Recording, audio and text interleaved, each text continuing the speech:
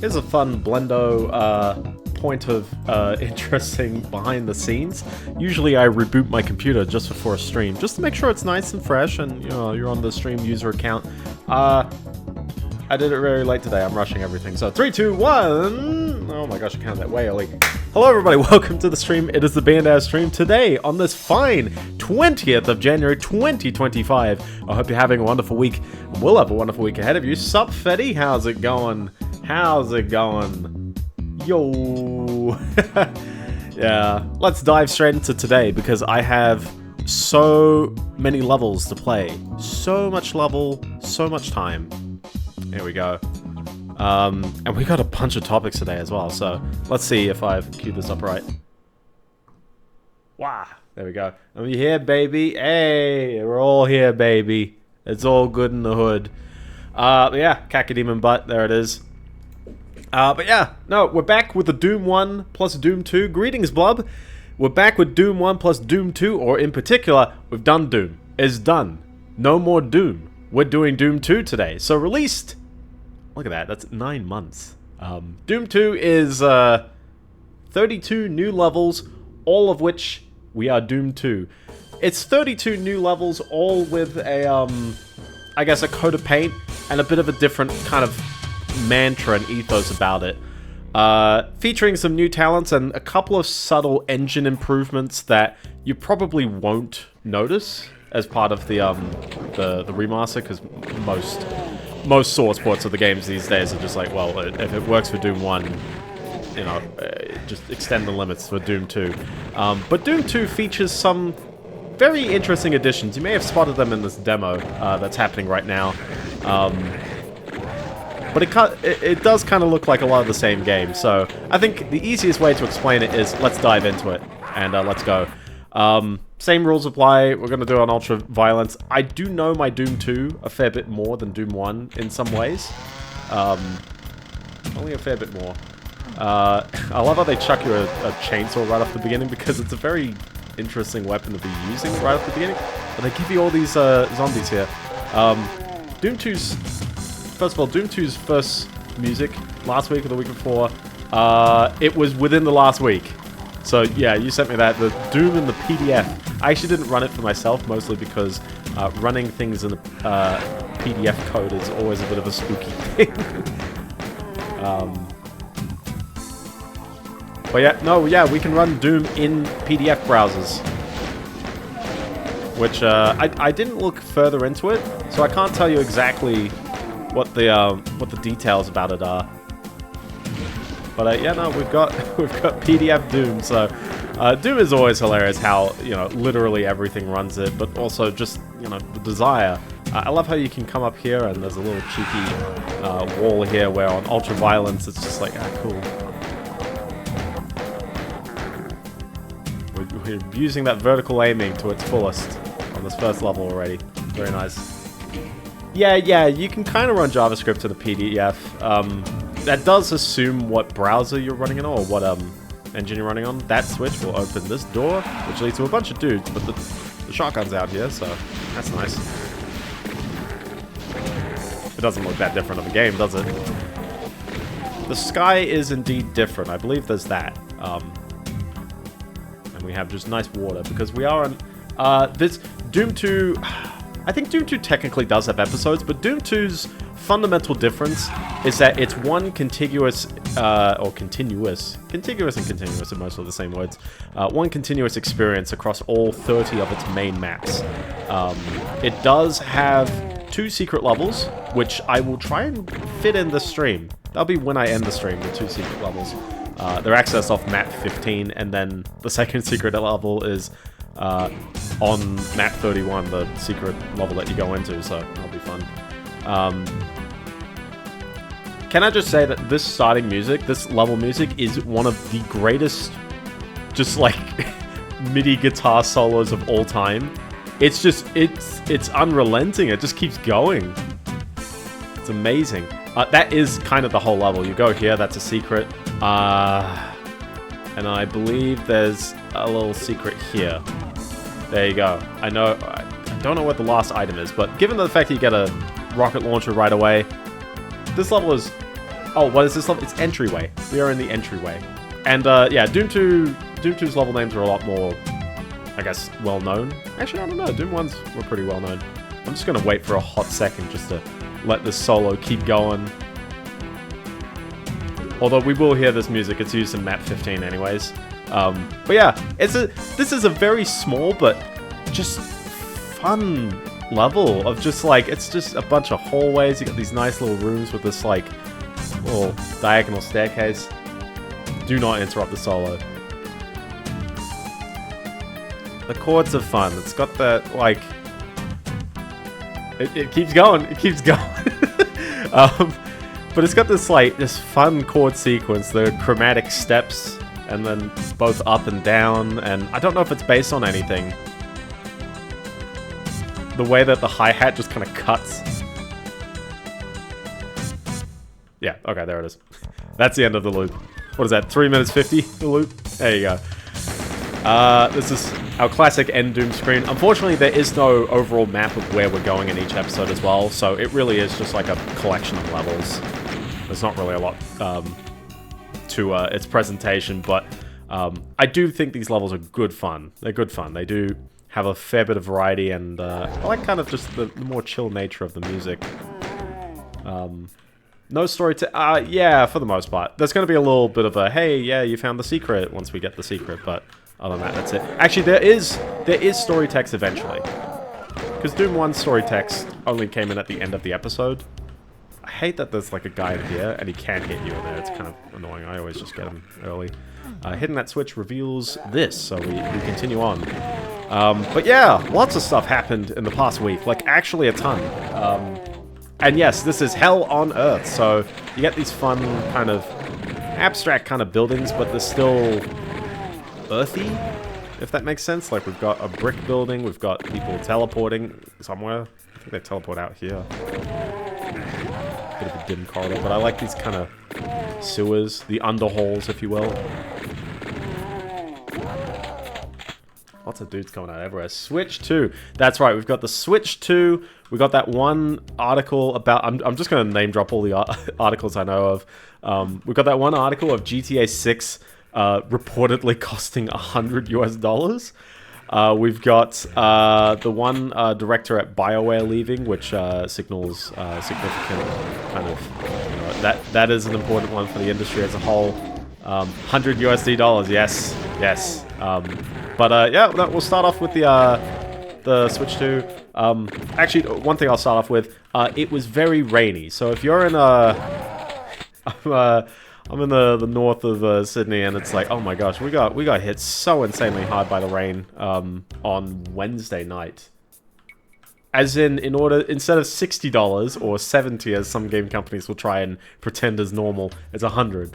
But this is purely an analyst kind of speculate. Oh, hi there. This is purely an analyst speculating, so... but I got a lot of topics about that. A lot of thoughts about that, so we'll get into that. But, yeah, no, if you've been caught out by the rain, because I was without power for a whole day. As for the consumer... Yeah, sorry, no, it didn't cost them $100 to make. That'd be insane. Also, check this out. This is the only new weapon of Doom 2. It has one new weapon, but oh boy, am I going to use it forever. This is the super shotgun, or sometimes known as the double shotgun. It shoots 2 ammos. But in turn, you get just the most reliable shotgun in all of gaming. It's just like everyone dies. Everyone dies. Yeah, sure, you're using 2 times the ammo. Sometimes it's a bit excessive. But sometimes it also gets the kill right away, saving you that lovely health. And it's really good on the bigger enemies. Like, it's tremendously good. I hate this, like, little, like, dip here, because it's a real crowded room there. I got an achievement for killing 4 enemies with 1 shot as well, just then. So, hey, if you want to get that achievement, do it right here. There's 90 enemies in this level, and they're all just the cannon fodder type for the double shotgun. And they give it to you on map 2. They know. This is the boomstick. This is 100%. You know, this is my boomstick. Army of Darkness was only 3 years before this game. So... very straightforward level. Nothing really too weird or fancy going on, but I like this just kind of flow to it all. There is a secret somewhere. I don't know where it is, but nice and easy. But yeah, no, without power for the storms were wild. So if you don't live in Sydney, look up those Sydney storms on it would have been Wednesday the 15th. Also, did you notice that this is the Gantlet? We can't spell the word gauntlet. I always note that it's the Gantlet. Okay, that was 6 enemies all in one shot. Seriously, it's a beast, this weapon. It's incredible. Gant of small sight true. Gant is a word, but Gantlet isn't. It's not a word. But yeah, look up those storms. They're kind of crazy. So anyway, let's dive into Switch 2. I think... Did I mention? Also... Oh my gosh, never mind. Instead of talking about Switch 2, check it out. New enemy. This is the Chain Gunner. He's a regular hit scan enemy, and he'll drop the chain gun for you, which is nice. It's really nice, actually, if you're doing pistol starts. But he's not nice because he hits across the map, and he's kind of, you know, if you're not looking out for him, he will dish your health out. Not really too weird, though. He's a pretty normal enemy. He's got a weird face.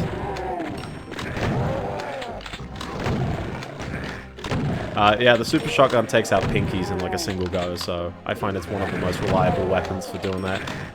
What were you saying after Switch 2? Oh, yeah, the last one was a creative director at BioWare left after 18 years, and I think that is a very symbolic of the industry kind of move. But I'll tell you well, maybe not the deets because I actually don't know too much about BioWare, but sort of general like game industry.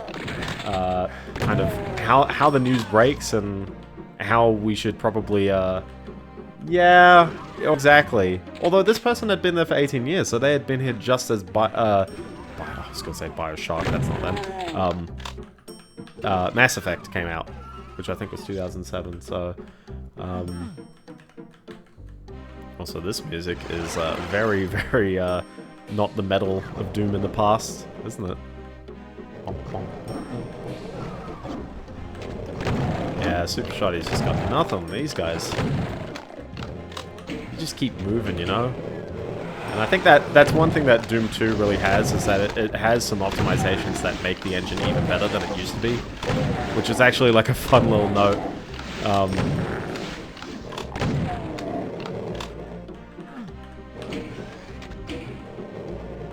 And I think the other big thing for a technical reason is that a lot of the level scripting relies on like specifically hard-baked, like kind of sector, you know, IDs and code words.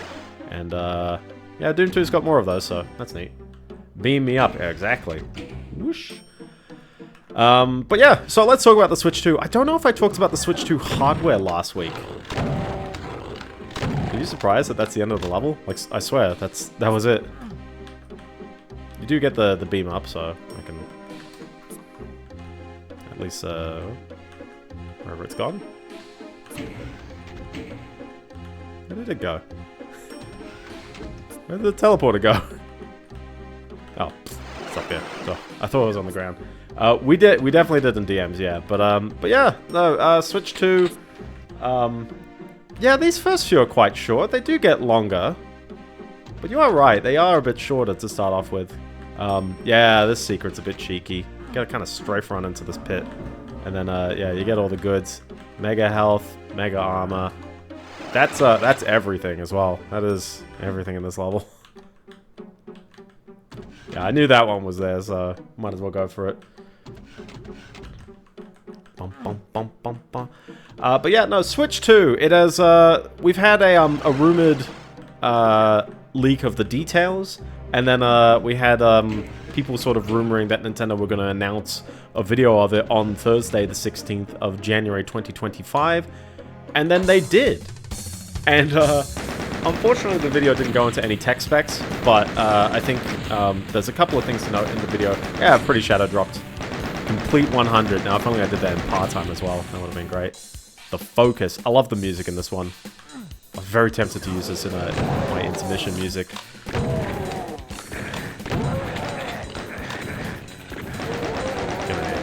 This is just way too many just dudes pot-shotting you here.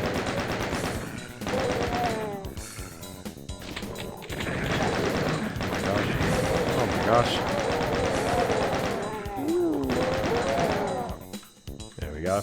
But yeah, Switch 2, let's talk about the video first. The video is mostly a 3D render kind of fly-through. There's a couple of like small details that probably I don't think we need to worry about too much, but they're just like little differences. Nintendo, just like in the Wii U era, are trying to basically give a very big color difference to the system to tell you that, hey, yeah, it is a new console. So instead of being brightly colored on the Joy-Cons, it's black with little colored rims. It is a very satisfying video. Everyone likes a good, satisfying, kind of like hardware whoosh video. Apple pioneers in that. Even the original Wii was doing that as well. It's such like an old thing, but new hardware is always cool. Even Nvidia did it in their keynote. This is such a dim room, by the way.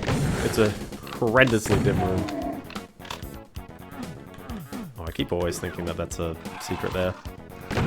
That's right. We got the box level on level 4.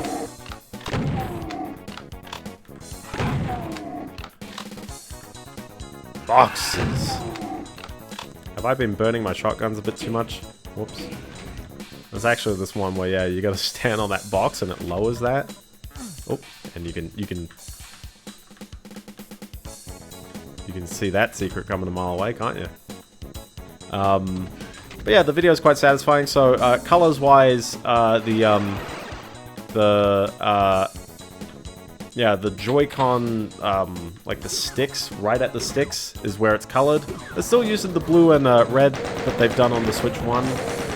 Also, I guess they're calling it the Switch 2 and not the Switch NX. It's sort of the original code word for the Switch, but they're not coming up with any fancy name. It's just literally, it's Switch 2, which is the first time in a while that I think Nintendo's really just reused the old name of the system, but just given it a little bit of a paint job. So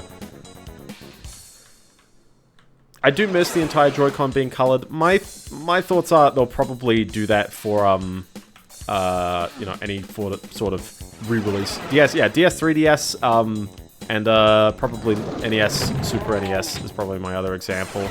I'd probably say Super NES is such like one of the hardest names for people to get the hang of as well, because people were very upset about end of the level, by the way. That's kind of it. I think there's a couple of enemies in some places, but yeah, no, that's kind of it. Yeah, I mean, people way back when thought that the Super Nintendo was an add-on, and then once they realized that it was a new separate console and you needed to buy a new console after, especially as well, they would have been miffed after they bought a regular NES if they bought that just before. You know, people tried doing lawsuits. They were like, oh, that's planned obsolescence. I bought a toy, because they'd always say toys back in the late 80s, early 90s. Yeah, the 3DS, a lot of people understood the 3DS. The regular DS had been out for a while, and the 3D, I think, sold enough people on it being different. There's some very cheeky ledges here. Look at that.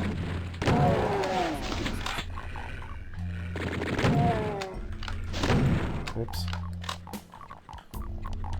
I'm pretty sure this is an intentional kind of place you can go.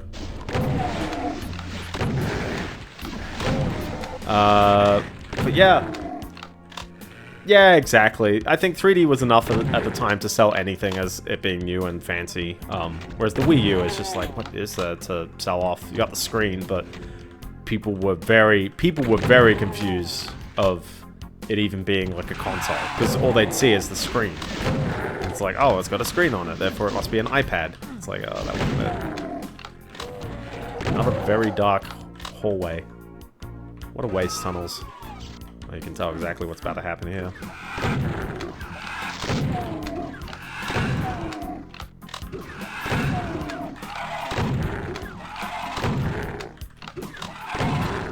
Turns out there was an enemy in every single one of these.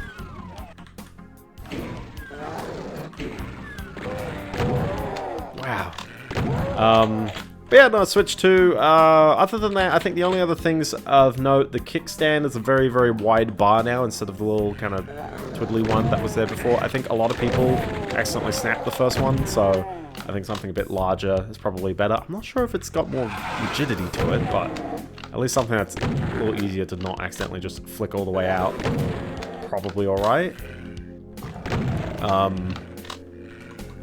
The Joy-Con rails, instead of being rails, I think they're more just like slapped right into place. They may be using like the magnetic kind of locking system that like Apple uses on the charging ports.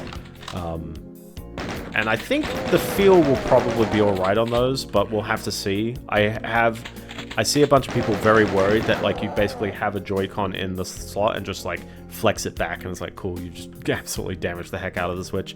Although I have a problem with my current Switch where my right Joy-Con on the rail, it'll detect that the Joy-Con's smacked in when it's almost all the way down, but once you make it all the way down, it actually thinks it's unplugged again, and therefore it's very difficult to play handheld.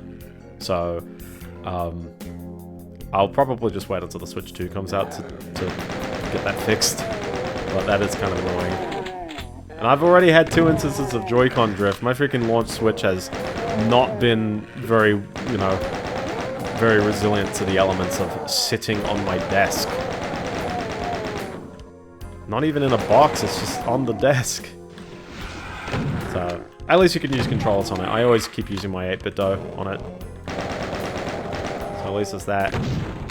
Lost Souls, double shotty. It's pretty overkill, but yeah, sure. There's probably there's a bunch of secrets around this level. This is a curious level. But I like the music. It's good fun.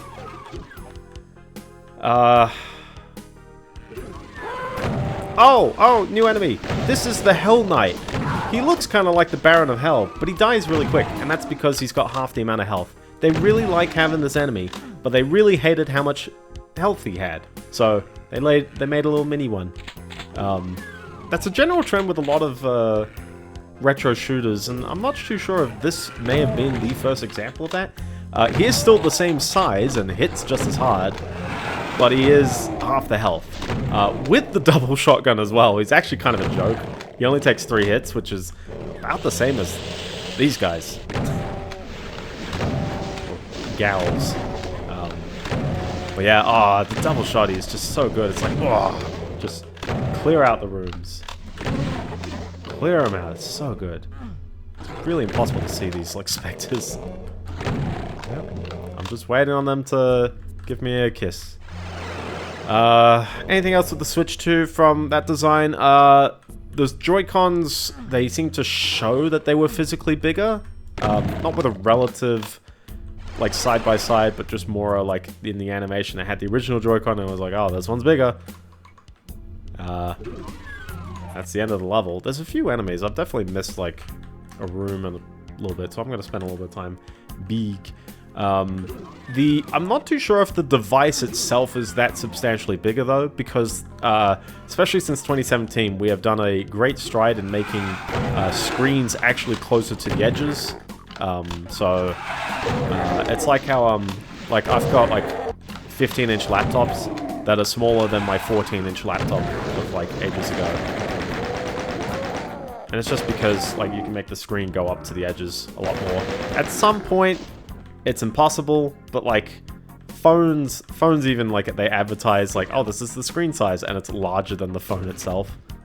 They just do that. It's like, oh, okay, sure. Screen maxing, exactly. So I'm all for it. I think that's fine. So good on them for going for that. The big thing is I'm a very big tech guy. I love my tech specs, and I think the big rumors was the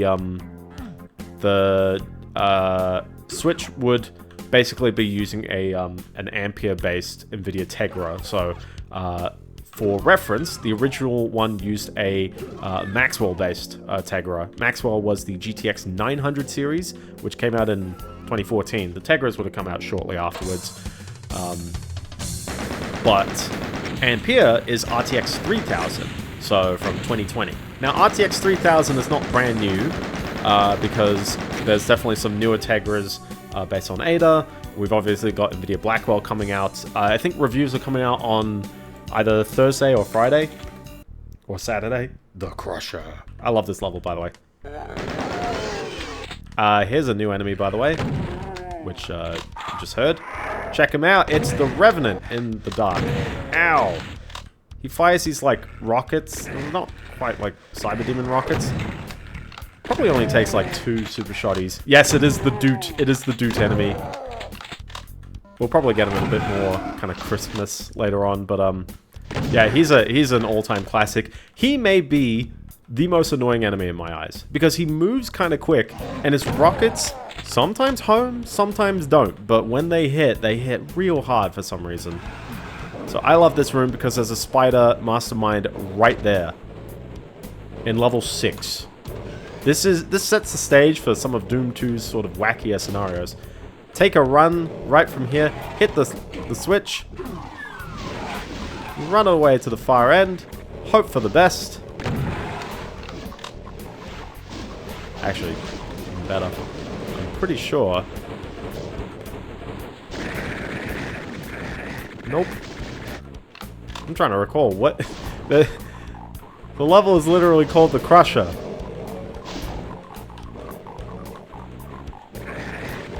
The level is literally called the Crusher. What have I forgotten here? Oh, hi there. What have I forgot? Oh, is this the switch? Yeah, that's the switch. It's the Crusher. Because it crush. So this literally the end boss from the first game is basically an ornament in this level. He's just there. He's taking it. He's getting there. He's got a lot of health. He's got a lot of health. So much health that he survives. Only thing is that this Crusher goes for round 2. And he's super stuck when that's happening as well. He'll get out of there eventually. Nope, never mind. He's just gone. So yeah. So the Tegra chip is based on the NVIDIA Orin, Tegra Orin, which is the Ampere-based one. Ampere, also plasma gun right here, on level 6. The Tegra Orin, based on Ampere, this probably has, you know, about like, what is it, 3 teraflops? 3.1 teraflops when docked for its base performance, which is very admirable. Teraflops isn't quite like comparable between like multiple cards at all, and it doesn't translate directly into FPS. But if you wanted to just like do like raw output, it's a alright metric, and just kind of saying like how roughly powerful the chips are in some metric, and something that is more comparable to games than AI tops these days. But yeah, 3.1 teraflops is relative to a PS4 at about 1.84 and a PS4 Pro at 4.2. So not as powerful as a PS4 Pro. But what this has over a PS4 Pro is it has some tensors. It's also got some ray tracing cores, just because, you know, it's Ampere. But the tensor cores are the big one, because that's the stuff that gets used, 1, in AI, and 2, it wants to use a switch for AI kinds of stuff. But in particular, DLSS upscaling is going to definitely want to leverage this. I think people have really loved upscaling solutions using AI. It seems to be quite a neat fit. Using it, basically just like guesstimate the remaining pixels based on what pixels usually look like when they look like this, and it's remarkably like accurate. I think, well, maybe not accurate, but it's remarkably acceptable. A lot of people really do admire the look of the DLSS output still. I'm not too sure if anyone will make the claim that it's reliably better than native. I think some people in video marketing wanted to say that when it was hallucinating details that weren't visible in like the pixel output. So say for example a character's hair doesn't get picked up by a 1080p renderer, but then it hallucinates that, oh, there should be sub-pixel hair strands. That's a cool use of it. I don't think that happens long enough or frequent enough. Yeah, I think a lot of people dislike it because they think it's a crutch, and I agree that, you know, hey, if games looked great at 1080p in the past, why did they look like butt? at 1080p now? Or like, why do they run worse? They shouldn't be running worse. We should generally have rendering techniques that look better and run better. But instead we've got kinds of, lots of stuff where it's like, oh, it kind of just does what it can. Oh my gosh, completely missed it. It's basically setting up all the other stuff to happen. And arguably a lot of game devs don't implement it quite right and it just looks bad anyways. Temporal anti-aliasing. Whee! Nice team kill there, by the way. There we go. You're gonna need a red key to open this door. I love all these like floors that sort of just like kick out from under you. But yeah, that's a lot of teraflops, and I think a lot of people will probably say with like a decent upscaler intact, you'll probably get closer to PS4 Pro level of output than you'd probably expect. That's when it's docked, by the way. That's not when it's handheld, so you'll probably, you know, not feel it in handheld at all, but then it's also, well, handheld doesn't need 4K. Also, probably 4K as an option. I don't think anyone has confirmed that there'll be 4K. Oh my gosh. Oh, I could just use the rockets. What am I doing? Hey! I'm trying to deal with the dudes. Whoops. Sometimes it's better to just take the melee from them as well. Love this room, by the way. It's just like, oh my gosh. And then it drops on you and you're like, ugh.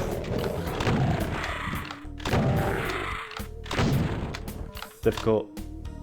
Yeah, 4K is a stretch even on like laptops. I think a lot of people probably agree that like your laptops only have to go to 1440p or 2560 by 1600. The 16 by 10 aspect ratio is getting a bit of love, but 4K is a stretch, and I don't think people particularly demand that. I think if the Switch's screen isn't that much bigger, I love this mega health room, by the way. That's so satisfying to just watch that happen. It's a cheeky room, but it's one of the best. One of the best ones.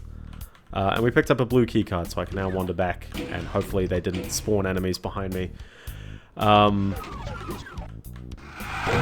yeah, I'm expecting 4K to definitely be an option, and hopefully if games like are just made for PS4 Pro levels of output, then 4K will continue to be decently well supported. But we'll see. We'll see. Certainly, I think a lot of game devs will be happy about the performance output of that, though. That'll be fun. Also, poison. Yes, my favorite, poison. Lava. Yeah, the upscaling will definitely help. Then comes the RAM. It's got 12 gigs, most likely. 12 is an interesting one. I was actually kind of expecting 8, but the original's got 8, doesn't it? Or it's got 4. I think the original's only 4. Yeah. No idea about storage. Absolutely no idea. No one's saying anything about storage. So we're going to have to guess on storage. Your guess is probably as good as mine. I think they'll probably commit to a 64 or 128 gigs on system memory and just rely on people to buy their own stuff again. Which is a little sad, I guess. I do miss having some larger disk space, but I do get it because hard drives are slow for gaming. They were always the problem. Like, when we were getting to, like, the 1080 Ti and stuff, it's like, a lot of people were like, yeah, like, this is great, but my games take, like, 2 minutes to load. And that was back then. Slower SSDs are fine, because a lot of it is the IOPS, the amount of operations. No idea. I'm guesstimating it's probably, like, 64 or 128 gigs, because 32 seems very low. And it was eMMC last time as well, I believe. Flash memory, but over eMMC, I think. So, most likely people won't do eMMC anymore.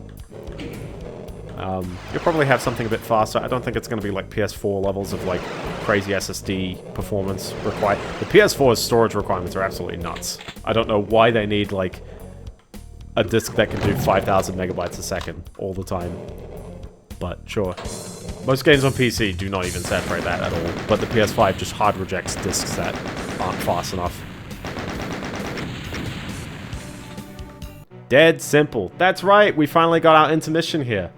You have entered deeply into the infested starport, but something is wrong. The monsters have brought their own reality with them, and the starport's technology is being subverted by their presence. Ahead, you see an outpost of hell, a fortified zone. If you can get past it, you can penetrate into the haunted heart of the starbase and find the controlling switch which holds Earth's population hostage.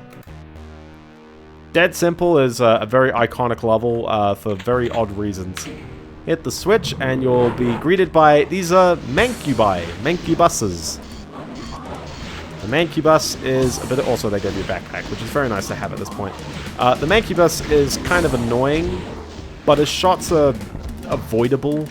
You can sort of smell them, and he's very slow. He's got a chunky amount of health. It'll take, like, maybe 4 rockets. I was hitting that guy before. Invisibility is going to be interesting here. But yeah, this is a curious map because a lot of it is based on the enemies existing. They made a level based on the enemies. So once you've defeated all 8 Mancubi, we are greeted with the Arachnotrons. The Arachnotrons have cute little blue eyes. I really do like them. And they fire plasma at you, which is a bit mean, but sure.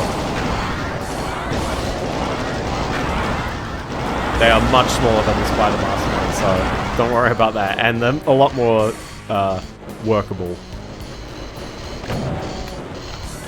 But yeah, all of this is, yeah, the Earth is controlled, so we gotta stop them alien bastards from taking over my ride.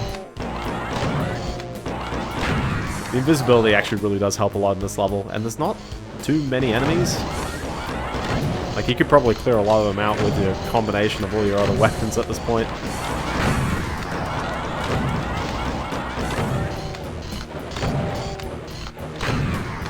But yeah, this one's very iconic just because it's just like, there's nothing to it. It's a dead simple level. Like, that was it. I'm missing one item somewhere. But like, that's it. That was the whole level. Oh yeah, this is arena shooter classic. Who knows where the item I'm missing is? Okay. Oh, it's probably just this chilling there. Okay. And then touching the eye is the end of the level. So, very simple level.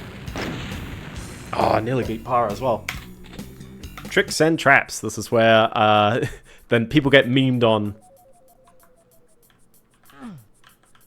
So we got all these little kind of corridors and there's tricks and traps. It is dead simple, yes. Also, actual Baron of Hell. And he teleports behind you because they put markers on the floor. Yeah, if you're pistol starting, good luck on this level. This is a mean one for pistol starts. But there is a secret there, so... 2 enemies in, I found a secret. Save this room for later. 100% save that room for later.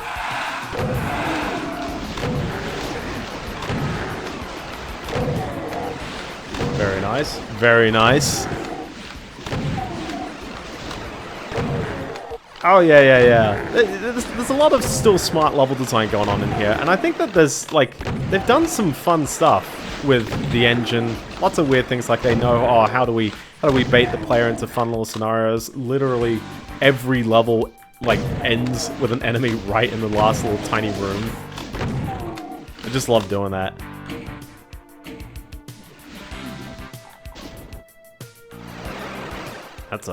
That's a switch and a half, isn't it? That probably did something. I keep thinking Python for joining. Hi. Oh boy. Oh, check it out, another new enemy. These are the Pain Elementals. These are my second least favorite enemies in the game. They are actually completely passive. They don't hurt at all. Even when you go up to them, they won't do hurting. What they do, nice, is they spit out lost souls. Like, they spawn them in. This is the only enemy in the game that spawns enemies. And, oh boy, they're just painful. It is exclusively lost souls. I'm watching my health, don't worry. Get out of there.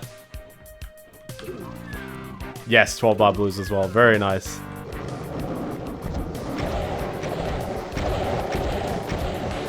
Oh, this is fun. A little shooting gallery here. I'm gonna go back to that room and get some more health eventually. We'll let the Lost Souls keep fighting amongst each other. So, Lost Souls from the previous game, but the Pain Elemental's not, so... Yeah, they don't have a melee attack, so if you stand next to them, they'll just spawn a Lost Soul on you. Which is kind of more annoying than if they just meleeed. That was the room I was in, I think I'm hearing.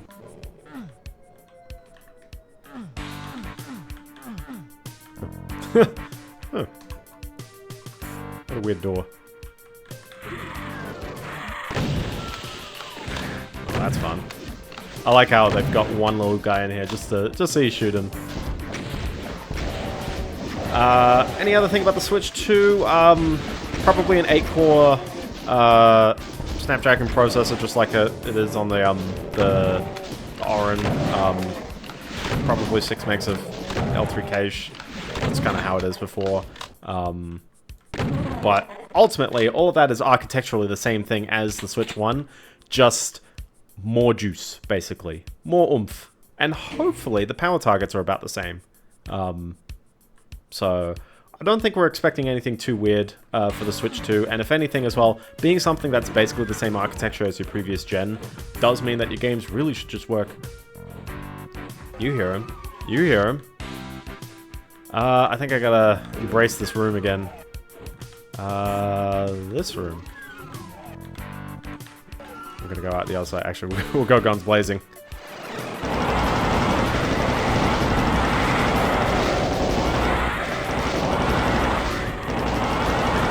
Yeah, it's kind of annoying, them spawning enemies. It's not the end of the world though, we got there. What just lowered? I see the specters. What did just lower? That, I guess. Okay.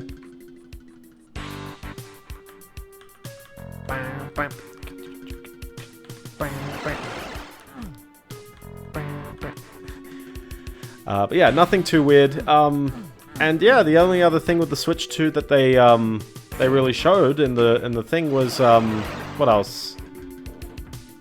Yeah, it kind of just looks like the regular Foray. It's still using cartridges, and the old Switch 1 cartridges will just fit in the Switch 2. So most likely, they're just going to be very like ordinary with the Switch 2. Oh, this is fun. If they're nice, they won't even do the thing that they did with the 3DS, which is add a little piece of plastic onto the cartridges to just prevent you from slotting it in. There's nothing in that cartridge. There's nothing in the little bit jutting out of a 3DS cartridge. It's just there so you don't try to slot them into a 2DS. You just do it in software now. Your console should be smart enough to just say, hey, this is a game for the Switch 2, and I'm a Switch 1. I can't fit it in. Save the engineering effort, guys. And bonus points if Switch 2 games, like, you get this overlap period where the Switch 2 games are basically, you know, can just take advantage of the hardware that could be available. Sorry, yeah. The plastic notch on 3DS games does not fit in regular DS's because it doesn't have the slot for the plastic notch. That's it. I guess they were on the sides here. I have been struggling to find the key on this level. I'm hitting all these switches. We've even killed 97 of the enemies. We're even commenting on the fact that this wall doesn't... Oh, this one does line up. It's a fun texture, though. So where am I going? Can't go in there, can't go in there. This is this little tiny dead-end room, and nothing seemed to open up other than you can clearly hear a cyber demon in the little side there. I guess we need to do this room. Get him, yeah. Invulnerability is mostly so that you can start triggering all this. Lots of barons, but a cyber demon to keep them all off. Oh, okay, I guess.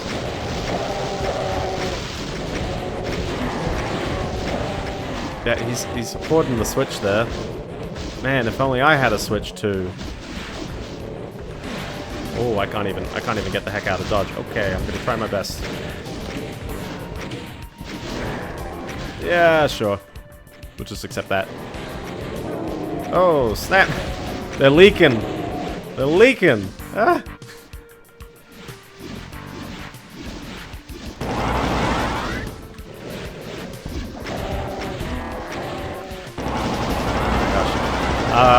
Yeah, I can't think of anything else on the Switch 2. I hope that they have a web browser for once. I say my big use case would be... just leave them there, I don't need them.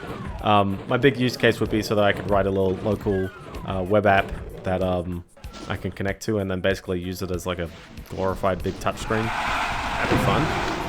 You can do that on the Wii U. Can't do it on the Switch 2. On the Switch 1, sorry. Ouch. Ouchies. That didn't go well. Oh, I'd like miss one.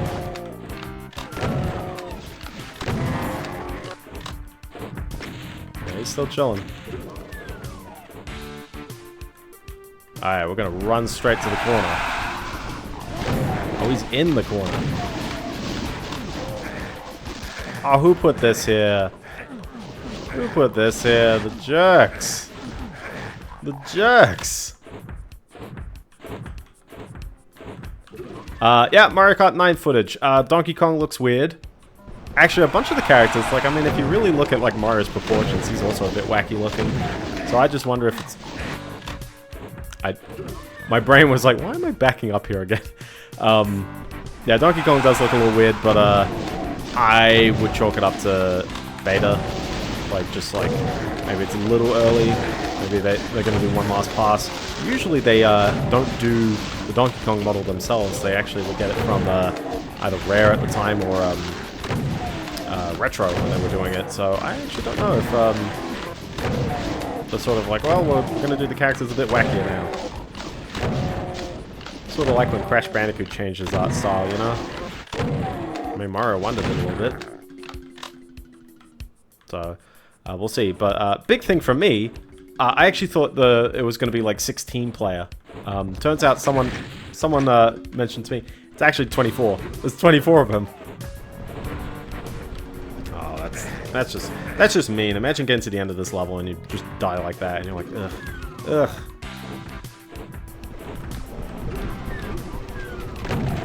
Pinky facing away. Leave the level. Yeah, there's not really... Yeah, 24 is a lot, so I was like, really? 24? But I think people were going, yeah, no, saw a bunch. The Pit. This level is iconic because you have to take damage when you try to leave. And then you're constantly getting smacked by lots of little enemies everywhere at the beginning of this one. So many of them. Very unrelenting start.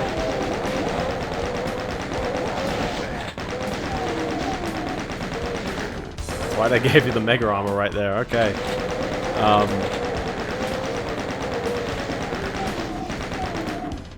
But yeah, other than that, there's not really too much to say about Mario Kart 9. I feel like Mario Karts are pretty normal. They didn't even show any items or any, like anything too fancy. It was mostly just like, yeah, it's more Mario Kart. But running on the Switch 2 is neat. Interestingly as well, I don't think anyone's really commenting on graphics because we're at that point when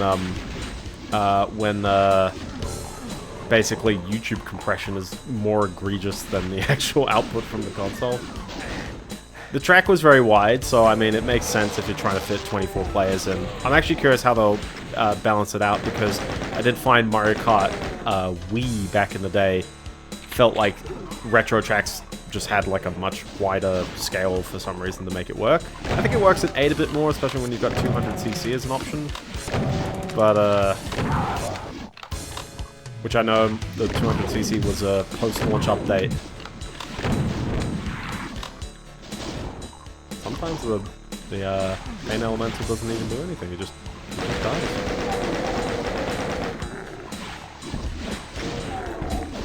Oh, that's a satisfying hit, wasn't it? Alright.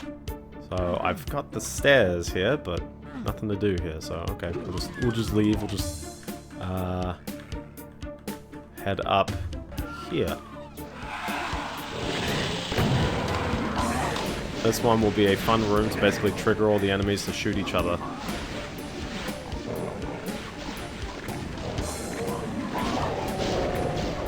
It just wasn't in the mood. True. Oh, ouch.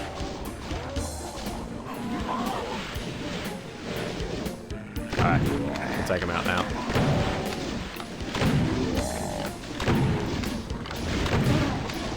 Whoa. I like these larger kind of arena sections, and I like how we had like some close quarters areas in the previous map, and now it's just like massive, just big arena. That's always the fun part about this game. There's a lot of all over the place, lots of variety. But yeah, no, Switch 2. Other than that, like doing a showcase in April. We don't know when it's really coming out, or how much it will cost, or even how well the games will run. We're sort of doing massive speculations based on what hardware just seems to be like at the time. Is that a ledge? There you go. Look at all these shotguns I'm picking up here. And then who's in the door? More enemies. But keep your eyes peeled, because I think Nintendo's been... Yeah, they basically said, hey, yeah, it's a thing. When they revealed the Switch, they actually had a nice, decent showcase of games available. So they showed off that Zelda was coming to it, and they also briefly showed off Mario Odyssey, although that was before the hat capture mechanic was actually shown off. And I love that about some of Nintendo's like demonstrations. Look at that, it's the stream name.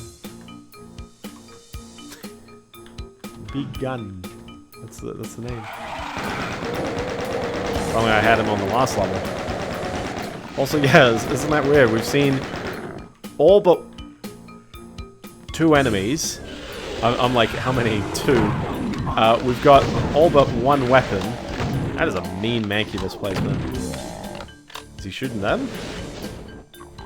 He's got to be shooting them, right?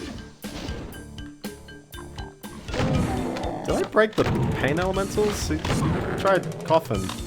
He tried coughing. He's not getting it right. I don't know how I broke him. That's a bit odd. They're not meant to hurt you, but it's meant to, like, you can see in his animation, he's meant to be spitting out a lost soul right at the end. Oh, he's got the same holes. Hold on, show him the back. Show the back. Show the back, man. Show the back. Yeah, he does. Maybe he's the male. He's got the horns as well. They're girls too. Oh, never mind. Ah. Yeah, I don't know. I noticed earlier when I killed one of these pain elementals, he didn't drop any lost souls, and this one didn't either. I think I may have broken him. Dang it, Samuel Villarreal. Hop down here. Hit the flicky switch. Cry a bit because you missed that, but they... There we go. One could be up here. That's right, another one.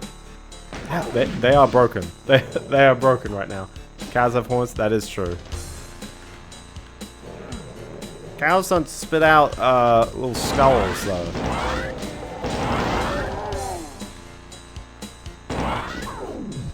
He's chilling, he's vibing out there. Just like Cacos as well, they get very stun-locked.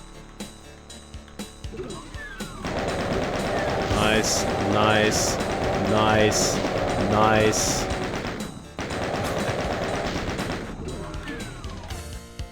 This one's a cheeky room. I do love this room. You're like, oh, I want the the rockets, and then you just get baited here. Or do you get baited?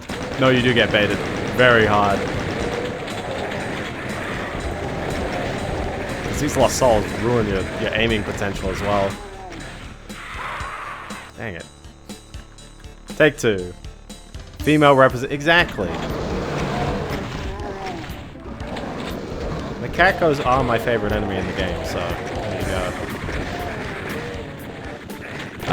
But yeah, I think that's all for the Switch 2. We'll see more, but I'm very excited. I think Nintendo's got good momentum. They did a real gutsy lucky bet riding with Nvidia in 2017. Like, not to say Nvidia weren't on the up, but Nvidia, like, you know, they weren't the richest company in the world. And now they are. And, like... The Tegra stuff has kicked off, the old AI workstations, like, all that's kicked off. So I think these are very capable systems, probably. All that matters is, does Nintendo make a good console out of it? A game console is partially its hardware, its support, its game library, its operating system.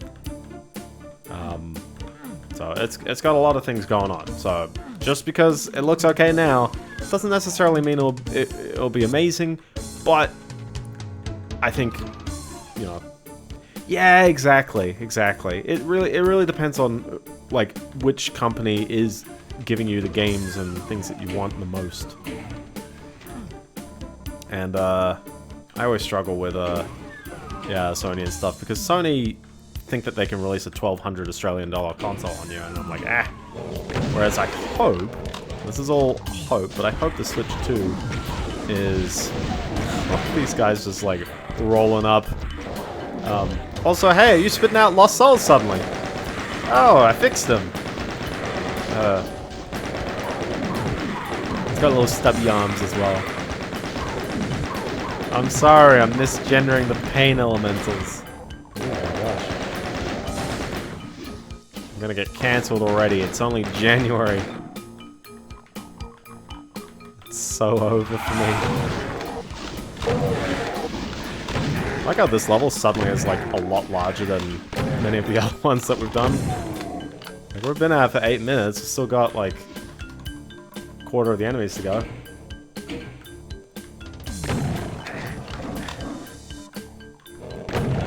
Yes, I did see the little environmental kit there.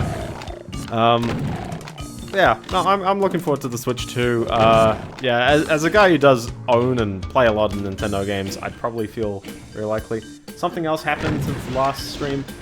Yes, true. Oh, I forgot to mention, yes. I was going to sort of mention it in the BioWare thing, but I might as well mention it now. Yeah, so... You tripped me. Yeah, Sony... In 2022, Sony had an article saying that they were working on 12 live service games based on just a range of franchises that they had. They have cancelled 2 more of those, and the running theory is that, one of them was the God of War one. We don't know what the other one that they just cancelled was, but just for reference, the only 2 that I think have actually come out is Helldivers, which people do like, and Concord, which stopped coming out. Concord is over. All these other games are, like, either still somehow in the pipeline, even after this long announcement, or Destruction... Oh, no, Destruction All Stars came out before. Like, it is a live service game, but it's not the 12 that they were mentioning. Which blows my mind that it's like on top of Destruction All Stars, and although the article did say, yeah, the article did say Gran Turismo as well, which I'm like, is Gran Turismo really a live service game? You know, I guess it is a live service game more so than it used to be, but...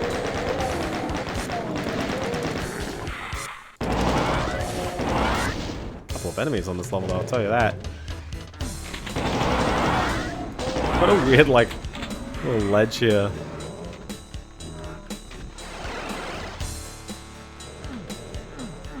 It's just very all over the place, this room.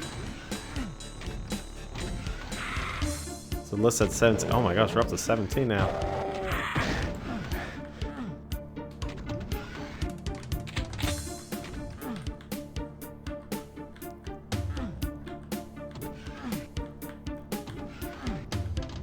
Possible staircase. You may be wondering where these teleports go. Well, this one goes to literally the pit. Okay, we'll just ignore that one. We'll go for the 3rd room. Hi there, see ya. Oh boy. Well, at least I got a key. Or sorry, a map. I don't think I'm missing anything in there. I think all of this was just to get the yellow key card so I could leave wherever leaving is. I was like, where is leaving? Lemon reminded me that Jason Blundell was working on 2 games, one's cancelled, the other is still developing. Why is Jason Blundell not ticking any neurons for me? I'm just like, which one's Jason Blundell? Oh no.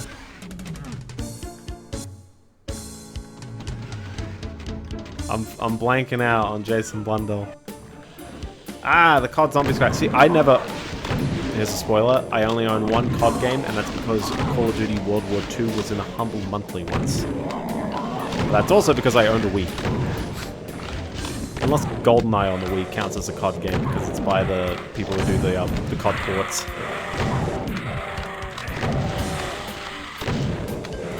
One day we'll play Doom Zombies. Someone just ported the zombies mechanic into a Z-Doom map. Moral of the story is that man, there's a lot of projects, a lot of games, fellas.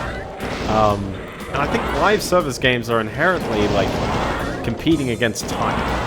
Every single person is like, well, you can only play the live service game for so much, and technically not. That has zombies, not like that. Ah, okay, yeah. Oh, this is fun. I hear them, but I don't see them. And this is the end of the level. So we might as well just end it there. Refueling Bassi. I like this level, it's good fun. It has a secret right here. Actually, it's not a secret. 18 secrets on this level, 261 enemies. We have ramped up the enemy count. There's... oh, dude, they love their pain elementals in this game, I tell ya.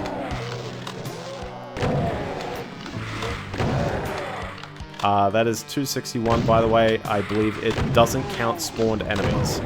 If you play with Z-Doom, the enemy count is, like, much more literal, whereas these are, like, pre-done level counts. They're baked into the map, and it's like, hopefully the level ends with the same number of enemies. There's some fun ones, like, for example, Doom 2 on the GBA still uses the hard-baked enemy counts for the percentages at the end. But they actively split like some of the maps into two because they were like, it's too much. There's too much going on. We can't run it on the GBA, and they didn't change the enemy count. So it's just like those two levels are like, oh, you can't 100% them.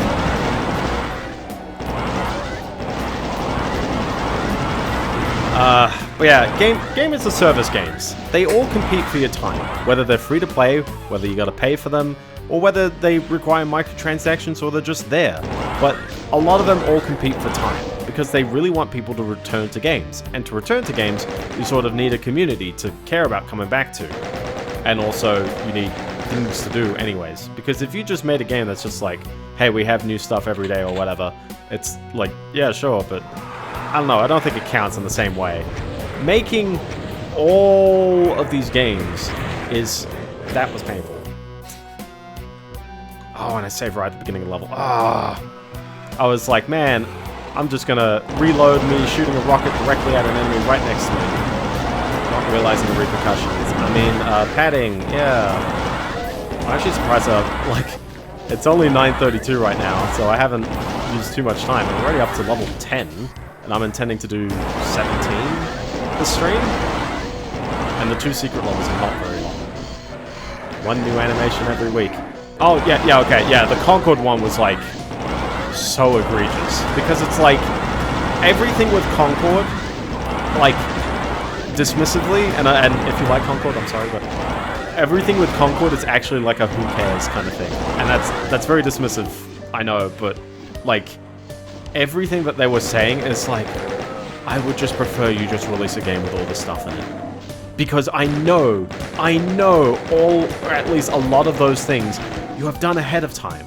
You have your scripts already written months or even a year in advance. You just aren't ending it because you want to keep it going, you want to keep it pumping. But like, you've got your scripts. They're there. You know what you're releasing every week for a long time. Overwatch had a plan for a week. I mean, all of Concord has lost me. Oh, hi there.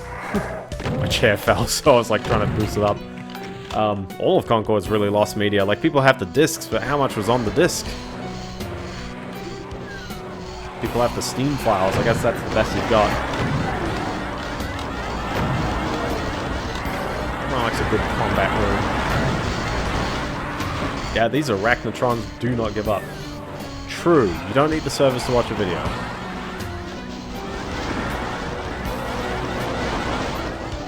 I'm gonna get the heck out of Dodge while they infight for a bit. There's a lot of fun little rooms here. Granted, there's so many like live service games that have shut down, like Rumbleverse and Lawbreakers and Battleborn and all these other ones that I can't even remember. Paragon. This one's fun that this is here. I guess it's as good as mine. What we're actually looking at here, they're all in boxes. I think these are boxes. Oh, that's just cool. X-Defiant. Oh yeah, X-Defiant. I'm anticipating Skull and Bones. Ubisoft are committing to that one for some reason. But I'm waiting on Skull and Bones. I tell ya. And yeah, ultimately, all of these games, they're competing on time. It really doesn't matter how fancy a game is. If you want everyone to play the game for 1 hour a week, you have to compete in with people who are already playing games to fill their time. People have stuff to fill their time. You need to somehow convince them that your new game is good. It's very easy to do that when the previous game is bad. One good example, although it's not game specifically, is TeamSpeak is trying to capitalize on the fact that Discord is really not adding anything worthwhile to anything. So they're about to release very soon a new TeamSpeak client. They've rolled it out in beta for a while, but I think the timing is very appropriate. That's basically Discord, but it's on like, well, it's not basically Discord, but it's like everything that Discord does. So you've got your channels, you've got your servers, you can voice chat, you can video chat, you can even stream your screen and all that. That's everything that people sort of want, and yeah, they're about to release that in like 2 days. Only thing I am sad that is probably not the case, it's not self-hosted. I would really love to self-host that kind of stuff. I get why they're not doing that, because, you know, arguably it's like setting up a TeamSpeak server involves, you know, admin work. It requires you to, you know, port forward and have a thing up all the time. And sometimes, if it's just, I just want you to do it for me. Discord does it for me, and that's why it's popular. Yes, it's unfortunate, because there are some things that I do wish I could self-host, but I know that the average person isn't going to want to self-host. So I guess it's that. They are advertising it's privacy-focused, whatever that means, but at least saying that gives me a little more hope from the company that doesn't say that. Because do you know how much of your Discord data gets sold to advertisers? It's insane. Absolutely insane. Seriously, like, programs installed on your PC is, like, absolutely absurd. Like, coincidentally, there were news about one of the 2 Bungie live service games. Which one's Destiny and which one's the other one? Is Halo doesn't count anymore, right?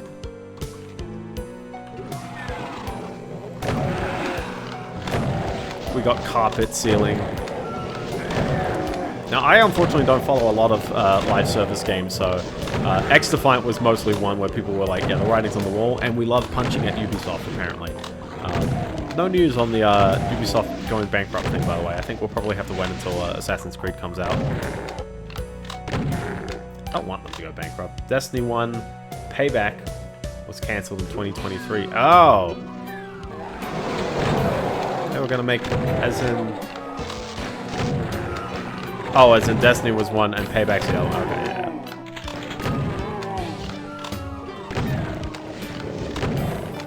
I remember when they, like, sign up to do Destiny, it was like, hey, we have a 10-year contract to keep making Destiny content. Are they done now? Is that contract done? They've honored the deal? Dude, I hate this area. That's probably exactly what happened. This Lost Soul picked at me.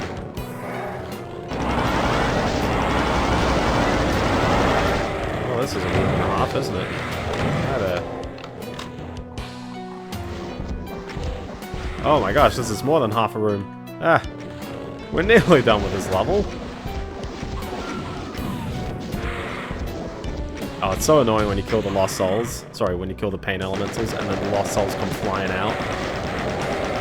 Payback was meant to be a spin-off to Destiny, but it was cancelled. One of the 2 Bungie live services they were working on. True, they've got the Marathon reboot, yeah.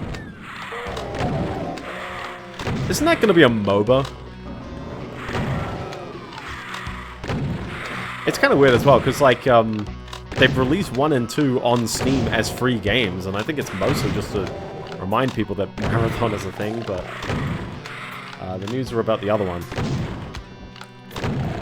Codename Gummy Bears. Oh my gosh. They got code names. Hi. Hi there. Oops. Gosh, there's still so many of them. I'm about to run out of ammo on this one. We do have the chainsaw here. And some plasma shots. 20. And a rocket. A single rocket. Meant to be more cartoon. The name probably implies that, yeah. I guess the thing, though, is that, like, I'm not saying I'm, like, a cynical, like, oh, all games suck, but cross between a MOBA and Smash Bros. Like, Warbreak. Wait, Warbreak is this a MOBA?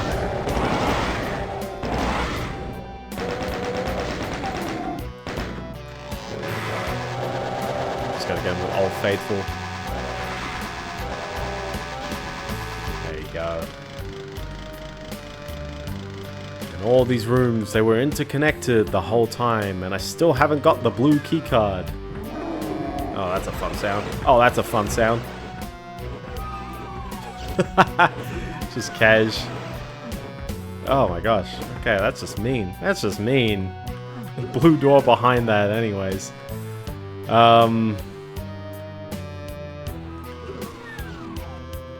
Yeah. That's... I can't understand why companies have committed to the live service stuff too, like, so much, to the point that there's no games for people like me. It's like, oh, I just want to buy a game that's, like, relevant for a point in time. And I know there's some of them, you know, Astrobot Sweep. There's some of them that exist. Oh, look at this.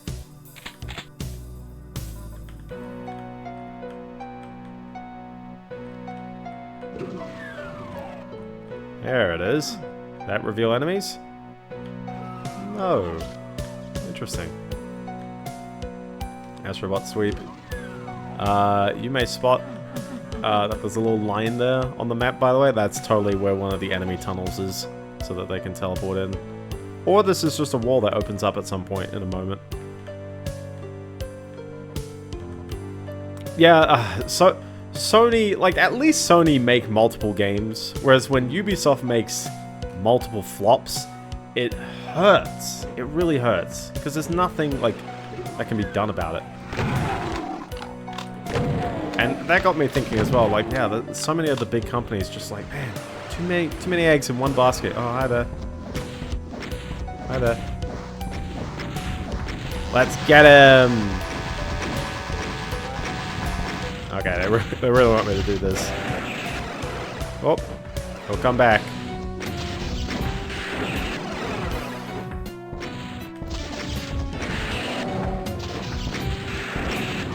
There you go. I was like, they want you to do the BFGs. Why not?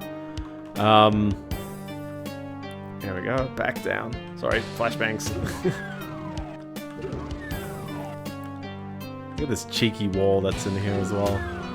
And that's it. I think that's it for the level. Decently big level. The Circle of Death. Hey, it's the one from the demo. This one's actually not that big. But it's a fun little arena level, so...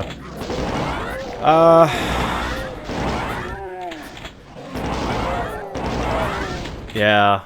I don't know, I don't have too much to say about the game service one. Just, yeah, it's... Sony, don't announce that you're doing things. Just release games, please. That's the easy thing. It's for investor hype, I know, 100% that's why that's the case. And also investors. I don't buy these games. And I know what's best for the industry. Elect me, chief dictator of the world. And I shall, make state-enforced good games, I guess. They're working on I am shocked that Horizon Zero Dawn is, like, repeatedly touted as big a franchise as it is. I worry that it doesn't have the brand recognition yet, but I don't know. It's technically had 3 games now, because we've got the Lego one.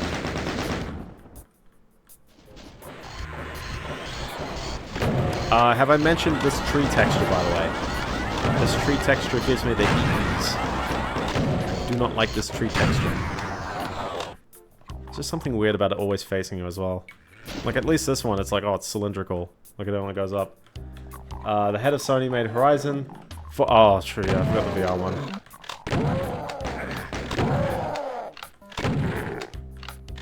Yeah. Oh, hi, it's another enemy. This is the Archvile. Can you tell his gimmick? He does this flame thing, which does that to you. So don't let this happen to you. It hurts. And yeah, when he's not doing anything, he will revive enemies that haven't been turned into paste. Actually, I think all enemies can be revived. Except for he doesn't revive other Archviles and Pain Elementals completely blow up. And Lost Souls. Everything else, corpse on the ground, he will be able to revive them. Kind of like the medics from Quake 2. Except unlike the medics, there's no such thing as overkilling. Check out this little cheeky little room here. Oh my gosh, really? Come on.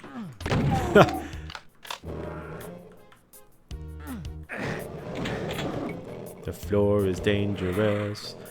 So let's go on with the next topic. GTA 6 apparently needs to cost $100 for consumers. This is probably because GTA 6, one, is two things.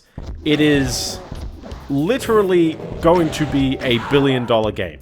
This has been a project that has been going on for probably, 12 years. Since the release of GTA 5, I know they've been pumping out, like, extra, missions and stuff for the GTA Online.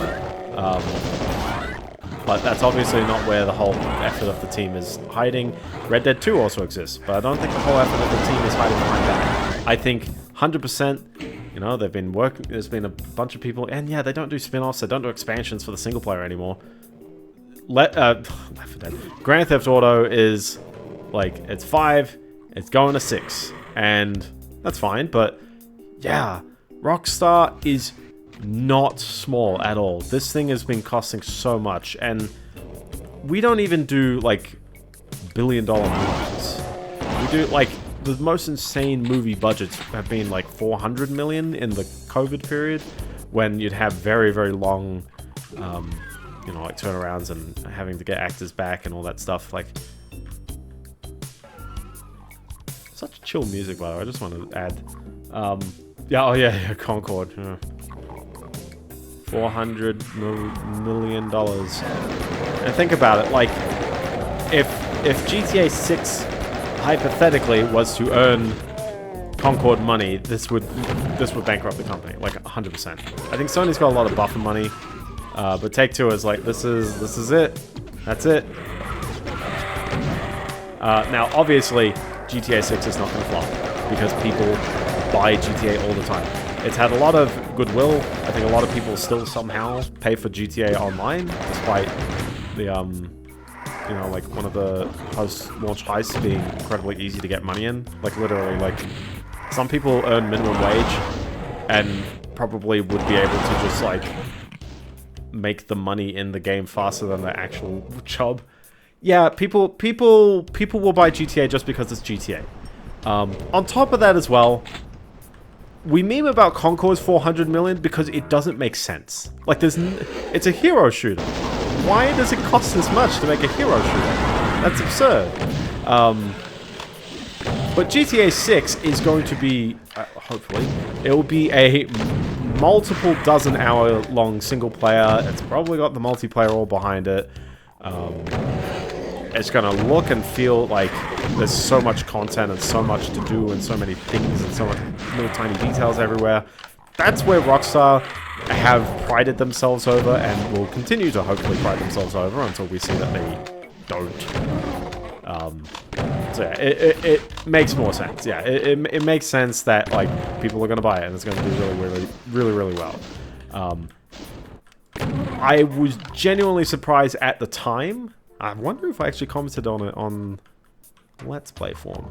But GTA 5 was like famous for selling a billion units, or not billion units, $1 billion of revenue in its first 24 hours of sale, which included pre-orders, mind you. But it's like $1 billion of revenue means that thing, if that costs like 300 million, and in 2013 that would have been an insane number, but if that costs 300 million, you know, easy, made it back. Maybe marketing is included or not included into the mix, I don't know, but $1 billion, you know, I guess, production budget basically calls for, I don't know, like twice, triple the number of sales. We're expecting tens of millions of sales in the first month. We need to have that, or else the game's not going to do well. What a wacky kind of level going on here. And there's 2 rows as well. Oh, that didn't work out. That's a switch that activates another lift. You spent all this time falling. Hold on. There he is. I love how you can make like really, really tall rooms in Doom. A switch, you say? Yeah, exactly.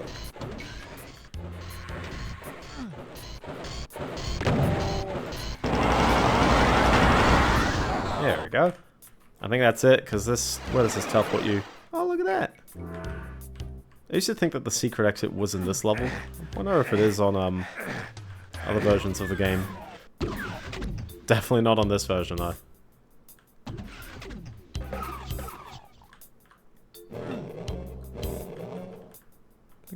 Is there a Spectre in this room with me? Maybe. How many levels have we had boss enemies? I'm pretty sure it's like 3 or 4 now. So yeah. The factory! That's right, another intermission. You have won! Your victory has enabled humankind to evacuate Earth and escape the nightmare. Now you are the only human left on the face of the planet. Cannibal mutations, carnivorous aliens, and evil spirits are your only neighbors. You sit back and wait for death, content that you have saved your species. But then, Earth Control beams down a message from space. Sensors have located the source of the alien invasion. If you go there, you may be able to block their entry. The alien base is in the heart of your own home city, not far from the starport. Slowly and painfully, you get up and return to the fray. Dude, he was willing to quit after map 11. This level is iconic purely because the building style levels, the freaking like city levels, just became so like landmark. That was easy for 8 billion. True. Well, this is 1994, so there would only been like 100,000 people on Earth. Or in the future. Or a lot of people died. Oh, true, yeah. Wait, which one? Which Gex 3 level? There were like 3 of them.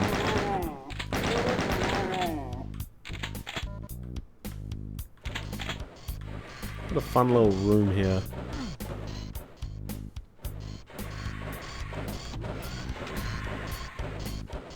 Oh, well, I guess it's all Greek to me. Oh boy. Oh boy. Fight my way out of this one. Hold on. Let me out. See ya. The gangster. Oh, the gangster one. True, actually, yeah. Nah, the Grease one was worse. The Grease level was worse than me. The gangster one wasn't as hard to, like, get back in. I never died on the gangster level, but I died on the Grease level.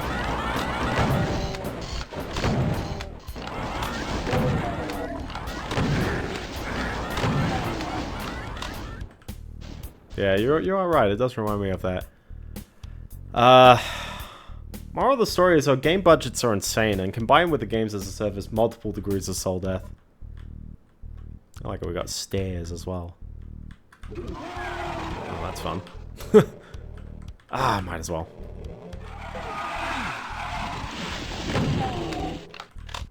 He's holding on to the shotgun shells somewhere.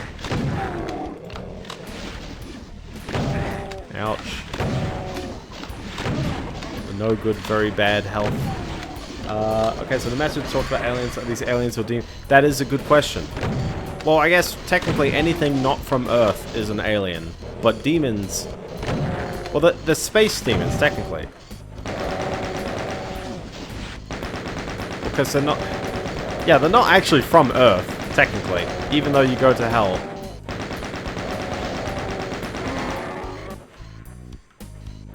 That's a good question. I'm pretty sure in is it the new Doom that's about to come out as well, or is it the DLC? I didn't play Doom Eternal. It's like that. I'm pretty sure there's like a part where it's like you basically go to heaven.